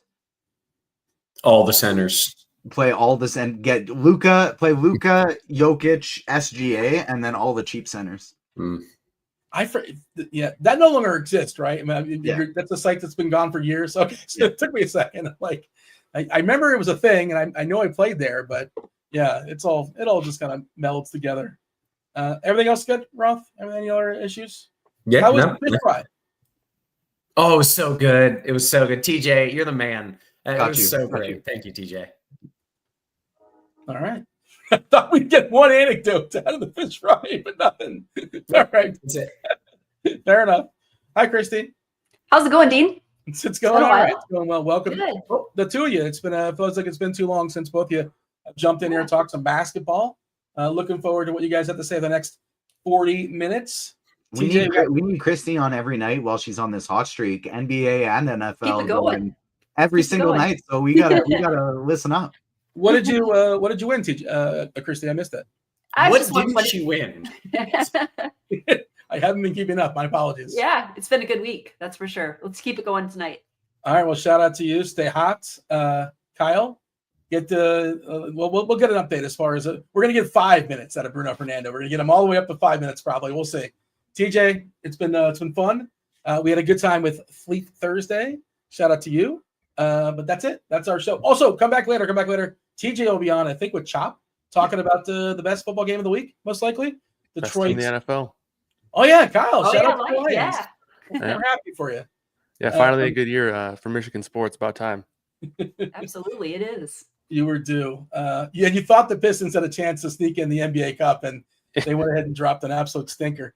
How our childhood was just filled with Detroit winning championships outside of football. So I don't feel too bad because I feel like we're around the same age, and I just remember the Pistons and the Wings and the Red Wings just winning like on consistently up top. Yep. Definitely no complaints there, but it's good to be back in the running. Shout out Stevie Eiserman. All right, Roth, take it away. Good stuff. As always, welcome to it, ladies and gents. You know the drill. It's crunch time. Two of the sharpest minds in the biz. We had Hoosiers hang banners in the chat. Says, love Kristi. She always makes me money. Kristi also always makes herself money. Kristi, how many tournaments have you won just this week? I know. Seriously. It has been crazy. It's been a little bit of a heater here the last week or so. A lot of single entry tournaments. So yeah, let's keep it going tonight. Keep it going. Yeah, I just pull up Twitter, I feel like every day, and it's you winning another tournament, which is just outrageous. And so it is good timing to have you on the show because it's my turn to get a little hot. I got to get a little, little that Kristi heater going on over here. We got Kyle Murray in the house as well, member of the projections team, apparently big Lions fan. Didn't know that. Nice. What's up, man? How you feeling? Yeah, I'm feeling good. Looking forward to this slate. It's been definitely filled with tons of news, so it's always fun to break that down. So yeah, I'm looking forward to talking some hoops. Wonderful. Yeah, there are a lot of moving pieces already. I'm trying to figure out if I can play both Spurs centers. So I got questions. The viewers got questions. These two have the answers. We like to start, though, with kind of a general overview of the slate in case you're kind of just catching up. Maybe haven't been following all the news so far. Kyle, do you think you can give me just kind of a rundown on what has happened and maybe if there's something super important we're waiting for? Yeah, definitely. So like I mentioned, there's a lot of pretty big names in terms of injuries that are going to be out tonight. Just off the top of the list, Wembanyama, Steph Curry, Kevin Durant, all of those guys are out. So a lot of those guys are going to have players behind them stepping up. You mentioned both Spurs centers. I think last time I was on Crunch Time, we had a no Wemby slate. So we've done a lot of talk these backup Spurs options. A couple other small names that are out: Jakob Poeltl, Kyle Kuzma, Kobe White. LaMelo Ball obviously still out, is going to be out for at least a few more weeks there. So, in terms of names that we're waiting on, Fred VanVleet is still questionable. Josh Giddey is still questionable. Andrew Wiggins is questionable. Those are probably the big names that are going to play, at least a noteworthy chunk of minutes if they do play. So that's pretty much all the news that we have, and obviously we'll break the rest down. Okay. Well, if any of that news breaks, of course, we will kind of pause what we're doing. We'll talk about it. We'll see who gets the bumps up and, how important it is to jam in some of those other guys in your lineups. Kristi, let's start it off on FanDuel. We like to begin there. We like to start with point guard, and we want the winners, Kristi. Yeah, exactly. So for point guard on FanDuel, Noto has Chris Paul tagged, which I think is a great play. He's a great price actually on both sides, but with no Wemby, Spurs have such a high total. I think he just makes a ton of sense. Core play for tournaments and for cash for sure. A couple other guys I like. So you got Jalen Brunson there. I know that's one of your guys there, Roth. And I like him because, go ahead. Well, I was going to say I like him because the last few games he just hasn't been getting the minutes, so his price has dropped on DK because he's only played 25 minutes, like 3 games in a row. Give the guy 35 minutes, and he's going to crush at this reduced price. I freaking love that play, Kristi. Yeah, I do too. I actually have him in my single entry right now. I just think it's great. Like you said, even in low minutes, he's still been fine, but he gets a great matchup tonight. I mean, just a fantastic matchup at home versus Charlotte. I think he's a top play. I do think for tournaments, it's $100 more going to Ja Morant. He's just kind of getting back into the swing of things, but 8,600, he doesn't even need much to do in tournaments. So I think he's kind of a sneaky play, like him quite a bit. Luka, I think they have the highest team total on the board. His ownership may come up a little bit with some of the Toronto value that we're getting, that we'll talk about in a little bit. But I do think Luka is a great tournament play. We're waiting on Fred VanVleet news. This game is not on the DK slate, but if VanVleet is in, I think he's a great play. If he's out, it's going to make Jalen Green, Amin Thompson just a little bit more better plays for tournaments. So I like those guys quite a bit. I think SGA is fine too if you're spending up. We're getting some value now, so I think it's an opportunity to spend up. But I do like Brunson quite a bit. Ja Morant, Luka at the top. But I do think Chris Paul is kind of a staple on the point guard spot tonight. Very good. Okay, Kyle, you got any other names you want to add in there? No, I like a lot of the names that Kristi shouted out. Love the Chris Paul play. I do think he's a cash option and also good in tournaments. That price tag on FanDuel is just a little too cheap. Usage goes up to about 20% with Wemby off the floor, which is a big uptick for him. He hasn't been a big usage guy. Obviously, Wemby handling a lot of the load there, but with him off the floor, been a lot more productive. Brunson, especially if that game can stay close. I know there's a 14.5 point spread on it, but that's a good type tournament play where everyone's going to just be looking away from games like that with those wide spreads. And obviously it's a smash matchup there against Charlotte. So if that game does stay close and Brunson does play mid 30s minutes, he could very easily crush there. So love that call. Another guy who kind of fits that mold. The price is up a little bit though on SGA at 10.8. He's still seeing solid usage numbers there with no Chet Holmgren, but again, just comes down to minutes there. If that game can stay close, and you can kind of look there from a tournament perspective. Hope it stays closer, plays bigger minutes, and I think he can obviously we know what he can do on a permanent basis.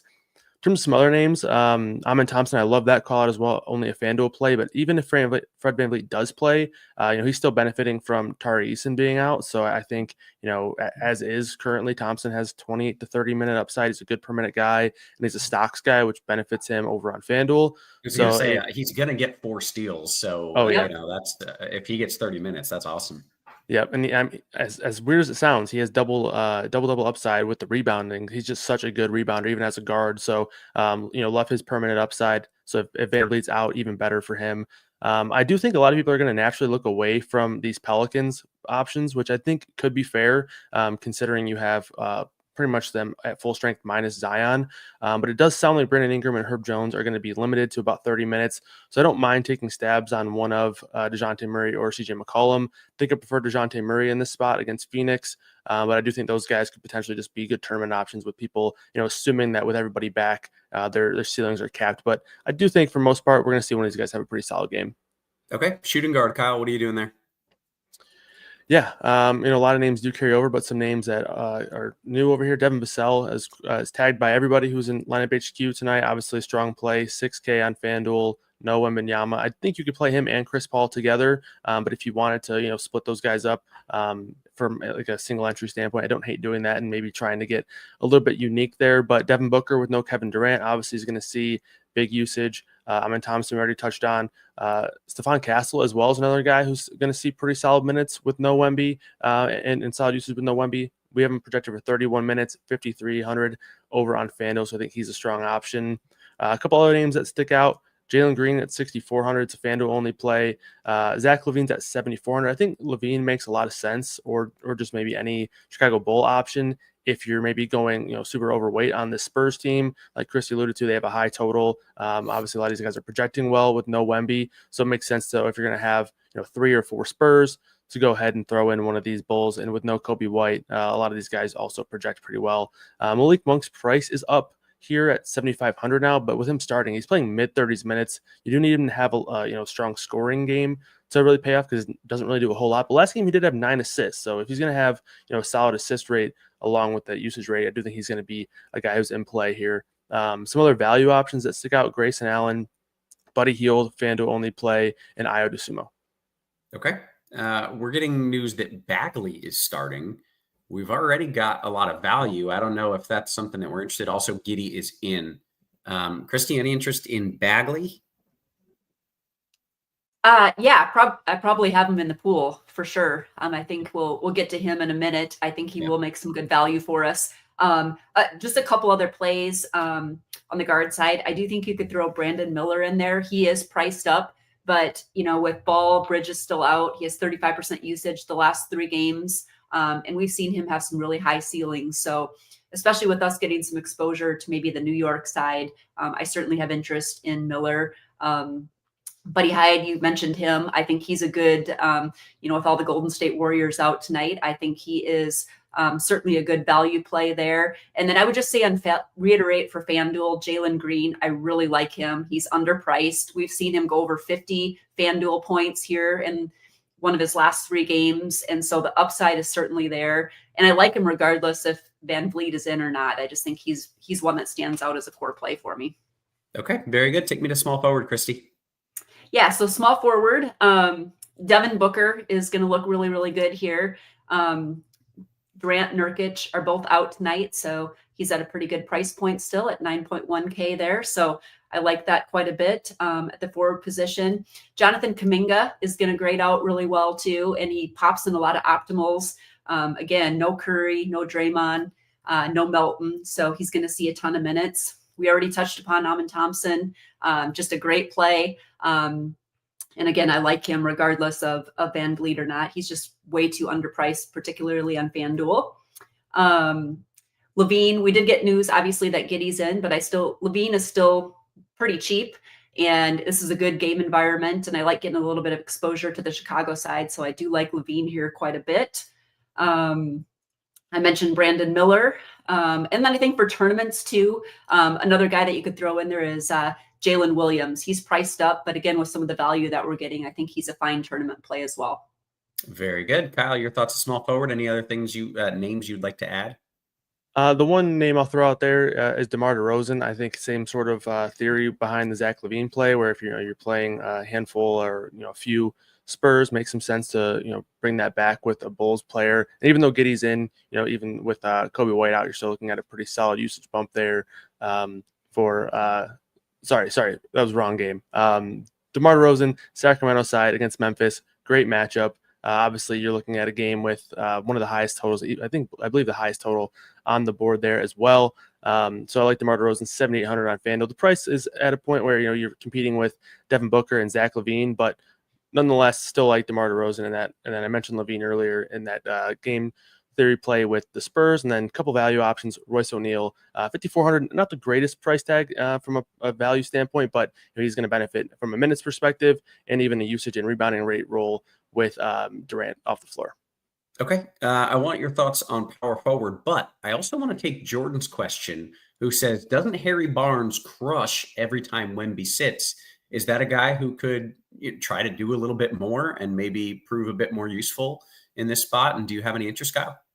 Yeah, it's an interesting spot because his role has been pretty steadily declining. You have Devin Vassell, who's returned, and he was on a minutes limit for a few games, and his minutes are going up. Keldon Johnson's there. Stephon Castle has a more improved role. Jeremy Sohan's back now. So it is difficult to where, this could be a spot where, okay, with Wemby out, maybe they will play Harrison Barnes some more minutes, but right now, we have him projected for, I think, upper 20s in terms of minutes. I don't really see a world where he's playing 30-plus minutes. And if that's the case, I like the guys more on the Spurs, like Devin Vassell, even Jeremy Sohan. We're going to play, around the same amount of minutes, and they're just better permanent producers. Okay, wonderful answer. Take me to power forward, Kyle. What are we doing there?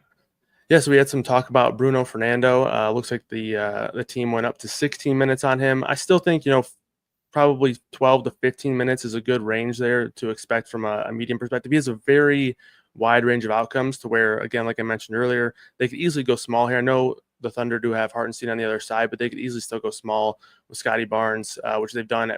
Scotty Barnes is one of the more versatile players in the NBA. He plays point guard and center for this team and definitely has the ability to do so with Jakob Poeltl out. So, but nonetheless, Fernando's in play at 3,600, and he also has power forward eligibility on FanDuel, which goes a long way.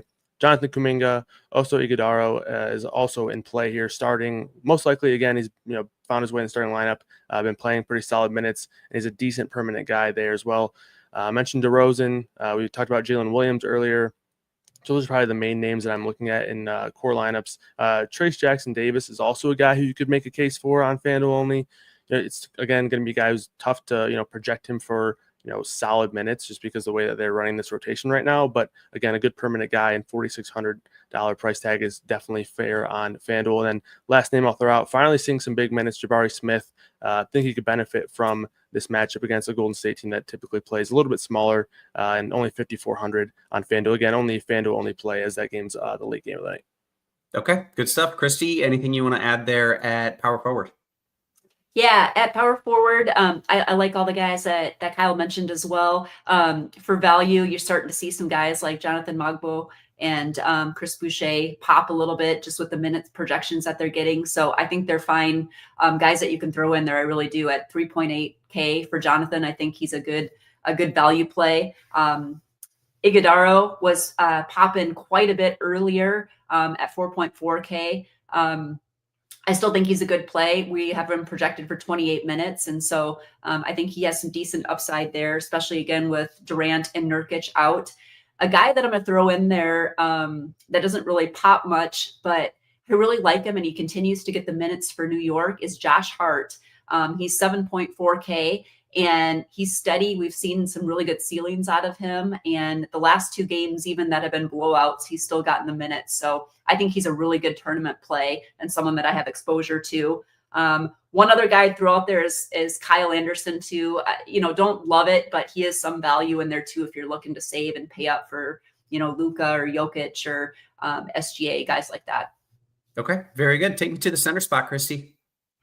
Yeah, so for center spot, especially on FanDuel, Şengün is projecting very, very well. He's one of the best RG values for FanDuel projections today. Just a great spot there. I really like that. Karl Anthony Towns has been spectacular. So I think he's somebody that's an interesting play for us today for tournaments. Vucevic, I think, is a great play too. At 7.9K, he's not going to carry a ton of ownership just because Şengün is going to carry quite a bit. Boucher is probably going to carry just a little bit more as well. So I think that's interesting. And then a guy like Jokic, we have him projected for single-digit ownership, and there's certainly enough value to get him in your lineups tonight. So I think that's fine. I haven't seen where the projections kind of landed with Bagley yet, but the only thing about Bagley is he's center only tonight. So I think he's 3.8K. So I do have interest in other centers, but he is somebody that could fit in as a value, and we'll kind of see where that shakes out for his projection. And did you mention the Spurs centers? You've got Collins and Bassi. I know they're Thank DK you. plays. Yeah, you know what? They're DK plays for me. I mean, they're min price over there. We'll get to that. I don't think you play them on FanDuel at all. There's just too many other good guys there, and Şengün really, really looks good at 8.8K. So I'd stick to DK for those guys. Okay, very good. Kyle, your thoughts at the 5? Yeah, I would agree on those Spurs guys. I did forget to mention that Zach Collins is power forward eligible on FanDuel, so you could slide him in there, but I do think I like some of the other plays that we already talked about over there a little bit more. A lot of these guys, Iguodaro's power forward and center eligible. Love the Şengün call. I like Vucevic as well. Same sort of deal with Zach LaVine there. If you're playing, a few different Spurs options, makes sense to run that back. In terms of the Bagley projection, looks like we came in at 18 minutes. I do think he's one of these guys who's going to start and probably not see 30 minutes. I would say 24 to 25 is probably his absolute ceiling. Keep in mind they do have Valanciunas behind him, who could easily end up coming off the bench and playing more minutes than Bagley. So that is a guy who I think is potentially, we like to label them, a fake starter, a guy who's going to start but not see the typical starter minutes. But he's still 3,800 on center, but he's at center, so that is typically an opportunity cost situation that I would look to avoid. And I like to spend up options a little bit more at the center position. Did we assume that J-Val was starting, and is that why he's got 2 little dots by his name there? And now that he's not, are you concerned with playing him? I wasn't really that high on J-Val anyway. I'm not sure who we had in after all of the news today, but we definitely didn't have Bagley starting. And I think we did have, we did have Joval starting, and a similar deal, probably not playing, 24, 25 plus minutes there as he has in the past. I know he did play 31 minutes a couple of games ago, but that was more of a weird situation where they were dealing with some injuries. So I would say more likely both of these guys play 18 to 24 minutes. And Valanciunas can easily get there on 24 minutes, but you also have to factor in that this game does have, I think, a 14.5 point spread. So you're probably not going to see Joval playing in the back part of the game. We might see Bagley get some blowout run, but they once it gets to a point where you're down 20 with 5 minutes left, they're not really too concerned about having a center out there. It's kind of just getting guys out there, and they also have Anthony Gill who could play some 5 minutes as well. So I don't really think any of these guys are necessarily in smash spots, even though Bagley's starting now. Okay. Good stuff, guys. We want to talk about DK. Of course, we discussed there's a lot of value here. Well, there's a lot of value on RotoGrinders as well. Busiest time in sports calendar. Perfect time to sign up for RG Combo. For a limited time, get your first month of combo access for $79.99, which is just $5 more than NBA Premium. That is great value. That's like getting Şengün at 3.5. You jam it in. You make sure you play in that value. Let's kick it over to DK. Kyle, I will let you lead us off there with some point guard talk. Yeah, love the transition. Great job on the segue there, Roth. Chris Paul definitely translates over here as well. He's 5,900 over on DraftKings. So again, a strong value play, good mid-range option there. I see Noto and Dean both have him tagged, so I like that option. Luka is at 11-2. He's definitely in play as a spend-up option. Great matchup against Washington. Again, he's a guy who I think is going to go overlooked quite a bit because this game, I think everybody's sort of expecting it to blow out, and there's a good chance of that happening. But we've seen crazier things happen in the NBA to where on a shorter slate, especially with DraftKings leaving off that late game, I think you have 3 games here with a double-digit spread or wider here. So there's a handful of games or a handful of teams who are going to be impacted by potential blowouts. So I don't mind taking a stab at Luka, where we have him projected for 10% ownership right now. Devin Booker 9,400 again with no Kevin Durant, no Nurkic, like him quite a bit. DeJounte Murray, same deal. I think he's just going to go a little bit overlooked, with a lot of people assuming that with all these Pels back and healthy, there's just going to be too many mouths to feed. And I think that's a fair theory, but with Brandon Ingram likely being limited from a minutes perspective, I do think Murray could potentially lead the team in usage and on a minutes perspective. So I like Murray quite a bit. CJ McCollum, same deal, but I do prefer Murray when I'm looking at the New Orleans side. We mentioned Jalen Brunson on the FanDuel side, definitely an option on DraftKings as well, 8,400. Roth mentioned that price has kind of gone down due to some recent games, but again, those games have been almost hard to apply to this one unless the game blows out, which it could again. But in a game that stays close, we know Brunson's going to play mid-30s minutes. And then SGA at 10-1. I do prefer Luka from a spend-up option, especially from a contrarian option, but SGA is definitely in play as well at 10-1. Okay, good stuff. Kristi, anything you want to add there at the point? Yeah, I like all those plays. Definitely Chris Paul again, core play over here, like we talked about on FanDuel. Also like Devin Booker. Another guy I threw out there for value just because he's cheap and he played quite a few minutes last game is KJ Simpson at just 3,700 is projected as a decent value play for Charlotte. So I like getting to him. Malik Monk is a little bit cheaper than he is over on FanDuel. And he's gone over 50 DK points in 2 of the last 4 games and over 40 points in 4 of the last 4 games. So, I mean, he's just been great. I think he's in high upside tournament play. So I like getting to Malik Monk. And then I'd also throw DeSumo in there on the Chicago side. He's pretty cheap on DraftKings. And, you know, even though Giddey's in, I still think he's a fine play, has been getting good minutes. So that's just somebody else I throw out there as well. Very good. How about the shooting guard spot, Kristi? Yeah, so here again, Devin Vassell at just 5K, just a core play. Both he and Paul, I think, are great cash and tournament plays tonight for us. So somebody I have a lot of exposure to. Again, you've got guys like Malik Monk that I mentioned. You can play him here too, along with DeSumo. I'd also throw Levine in here. Again, I do want some exposure to the Chicago game. So getting Vucevic or Levine or DeSumo, I think is really important there again. And you've got White Williams and ball out. Stephon Castle is another guy that looks pretty good and might be a little bit overlooked in the Spurs side, just with Vassell and Paul carrying so much ownership. So I think he's a good play as well.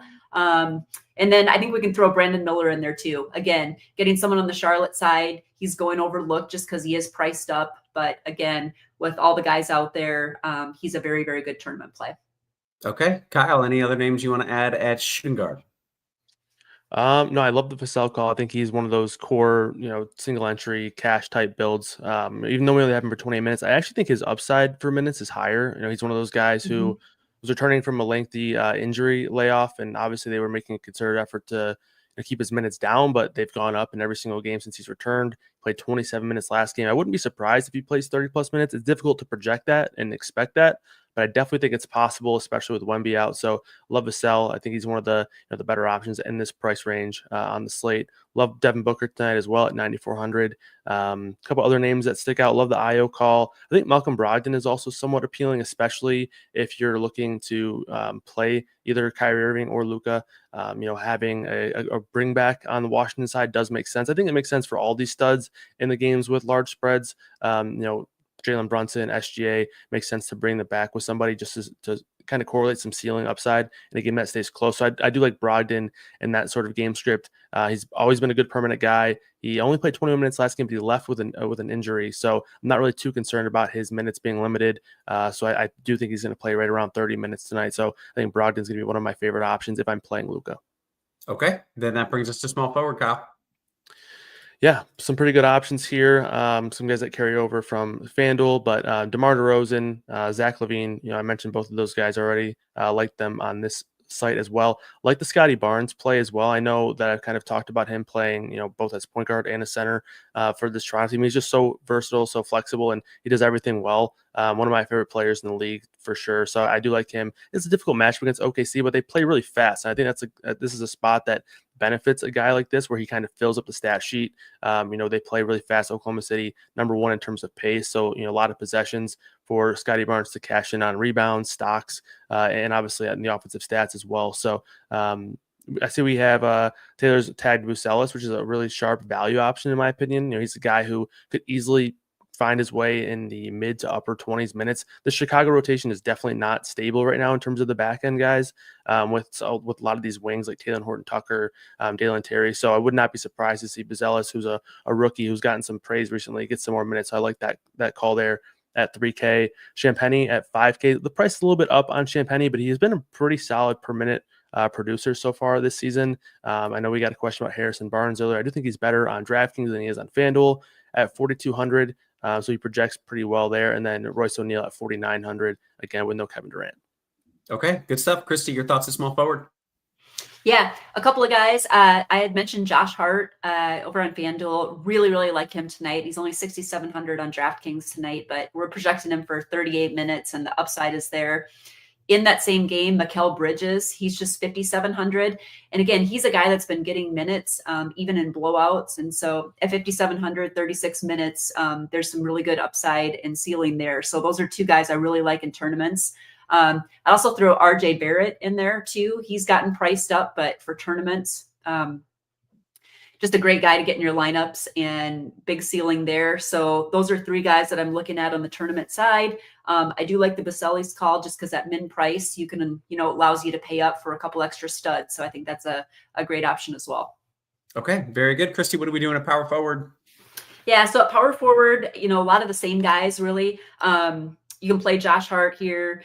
You can play guys like DeRozan. We talked about him a little bit. Baselli's here there in this position as well. Iguodaro, again, he was looking a lot better earlier in the day, but I still think he's a really good tournament play just because we're projecting him for 28 minutes. So I think he's fine.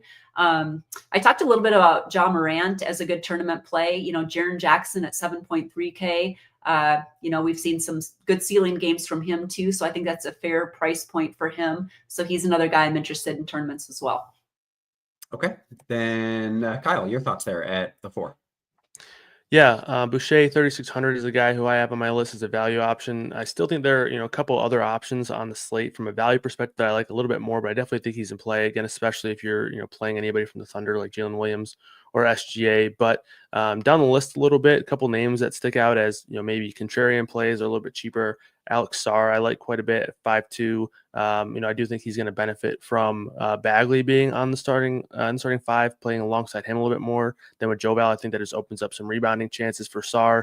So I like him a little bit to get a boost there. And then the kind of the ancillary, the secondary pieces for this Spurs team, I think are unique and interesting. Obviously, I like Vassell a lot more. I think Vassell is probably one of the safer plays in the slate. But if you're not playing him, or maybe you're playing 150 lineups or 20 plus lineups, I do think maybe having some exposure to Keldon Johnson and even Jeremy Sohan, guys who are projecting for fewer minutes but still good per minute producers, this is a great matchup against Chicago. So if Vassell doesn't get there, I do think somebody is going to. So even Harrison Barnes can be put in that mix as well. So if you're not playing Vassell, I would definitely look at one of those guys to maybe get a little bit unique there as contrarian value options.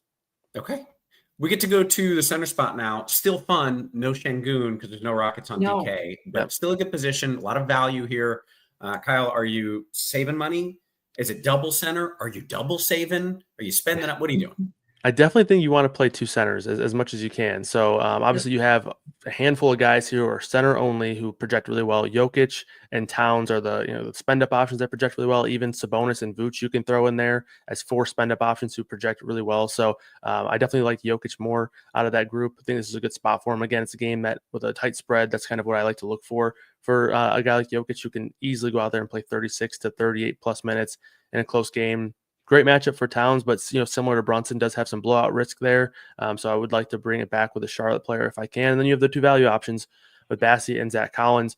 Collins 3,500, Bassey min price 3K. Like I mentioned last time I was on the show with this situation, I do think these guys are more likely than not just going to split the center minutes, and it's just going to come down to probably who's playing the best in foul trouble for who kind of gets the majority of minutes here. Both of them are really good per minute guys. Collins has actually been worse this year than in years previous in terms of his per minute production, but his usage is really solid with no Wemby on the floor. It's up to about 20%. But I do prefer Bassey on a per minute and a point per dollar basis. So I think I like him just a little bit more, but both these guys are firmly in play. You could definitely play both of them as well in the same lineup. Although, I would prefer to stick to just playing one of them and trying to capitalize on a ceiling game here and then spending up at the other center position. Okay. And Kristi, I'll start with kind of the same point that Kyle ended on, which is, can I win a tournament playing both of these guys? Or if I'm trying to be like you and take down a tournament, do I just need to pick one and stick with one? Yeah. So I think for cash games, I think the play is playing both Bassey and Collins. I really do, just because they are so cheap. And I think you can do that in tournaments, but I really like what Kyle mentioned is it's a great matchup for Jokic. He's coming in very low ownership tonight. So playing him and one of, Bassey or Collins is a really great way to go, or a Vucevic and one of the Spurs guys. But I think for cash, I think you want to get both those guys in your lineup tonight, just because they're so cheap, even though they're splitting the minutes. Okay, but for you in tournaments, you're only picking one per lineup. I'm going to pick one, and I like get into Jokic. I mean, I think he's just a fantastic spend up, one of the best spend up options tonight. Okay, did get this question earlier that I thought was interesting. Are we concerned at all that maybe Sohan plays the 5 and the Spurs just go super small and those guys kind of get squeezed off the court and maybe don't split the center minutes? Kyle, any worry there from the projections team or not really? I'm not too concerned about that. It's definitely a possibility, similar to Scotty Barnes. Sohan obviously not as skilled, but he can definitely play some 5. But with Vooch on the other side, they're probably going to look to match up one of these guys with him. So I would expect to see, a good chunk of minutes. Like right now we have Collins for 25, Bassi for 22, and then Mamu getting just one hedge minute there in terms of if the game blows out or some foul trouble or something. So we do have big centers playing all 48 center minutes here. So I'm not too worried about that tonight. Okay, good stuff. Guys, we have gone through every position. We have about 5 minutes until lock. Let's dive into the QQs. I am usually in the RG Discord. My computer blew up. I'm on the YouTube for now. Working on that. We'll get back in the Discord soon. Let's see what we've got. Is Gafford, Kristi, in play on FanDuel? And if not, what center would you pick in his price range? Thank you. Yeah. Okay. Let me see here. What is his price? I got to double check his price over on FanDuel real quick here. Gafford is. It's like 5.5. He's 5.5. I do think he is in play. I do, and probably in that range. He's probably who I'm looking at. So yeah, I think he's fine. Okay, very good. Did Kyle lose a bet? Why does he have that ugly Lions hat on? All these haters. I'd wear the hat. You go 11-1, and all the haters come out. Yeah, right. Kyle, would you play Castle? I love this question. I think it might be really sharp. Would you play Castle over Vassell for leverage and just get the lower owned play there in a GPP? Any interest there in fading Vassell in GPP?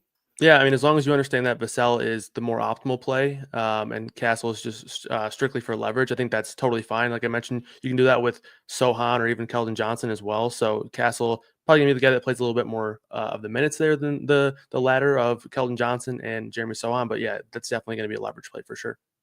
Okay. Let's see. Any interest in Giddey on FanDuel? Kristi, any Giddey for you?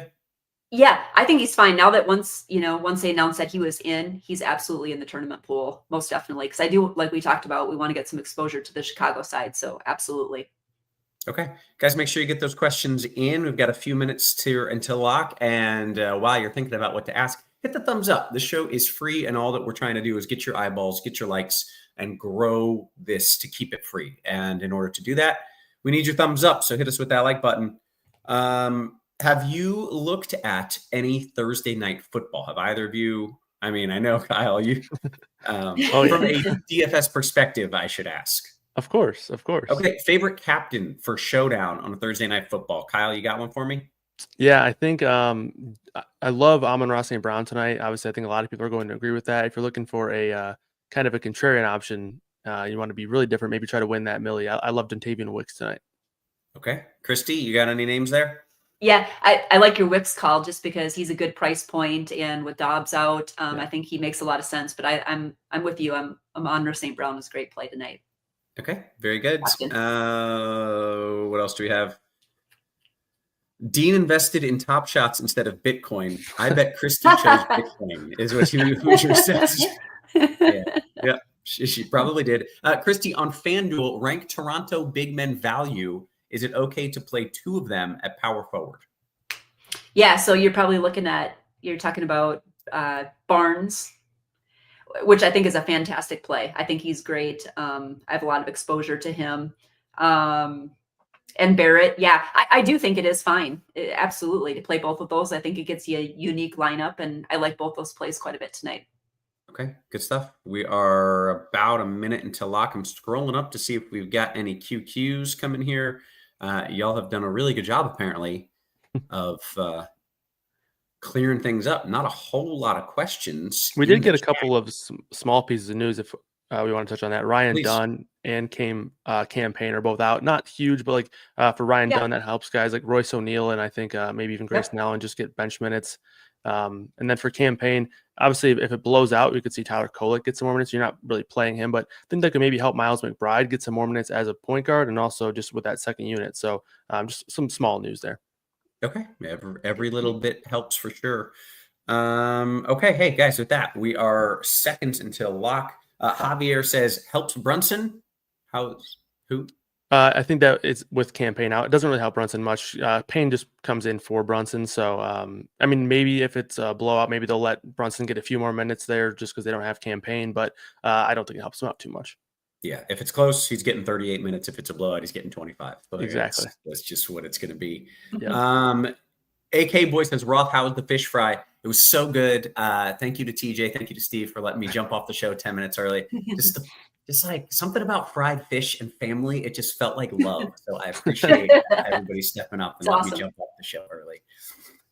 Do we know how vengeful Gafford is? Kristi, where is Daniel Gafford on the vengeful scale? That's a good question. I don't know about that, but I do think he's a sneak. Someone brought him up as a play. I think he's a sneaky play tonight. Absolutely.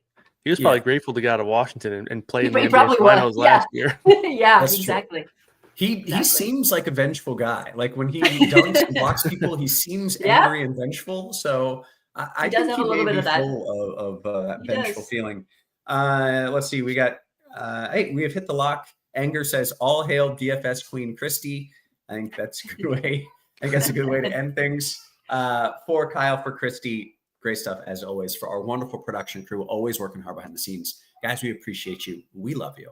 And we will catch you tomorrow. You have been crunched.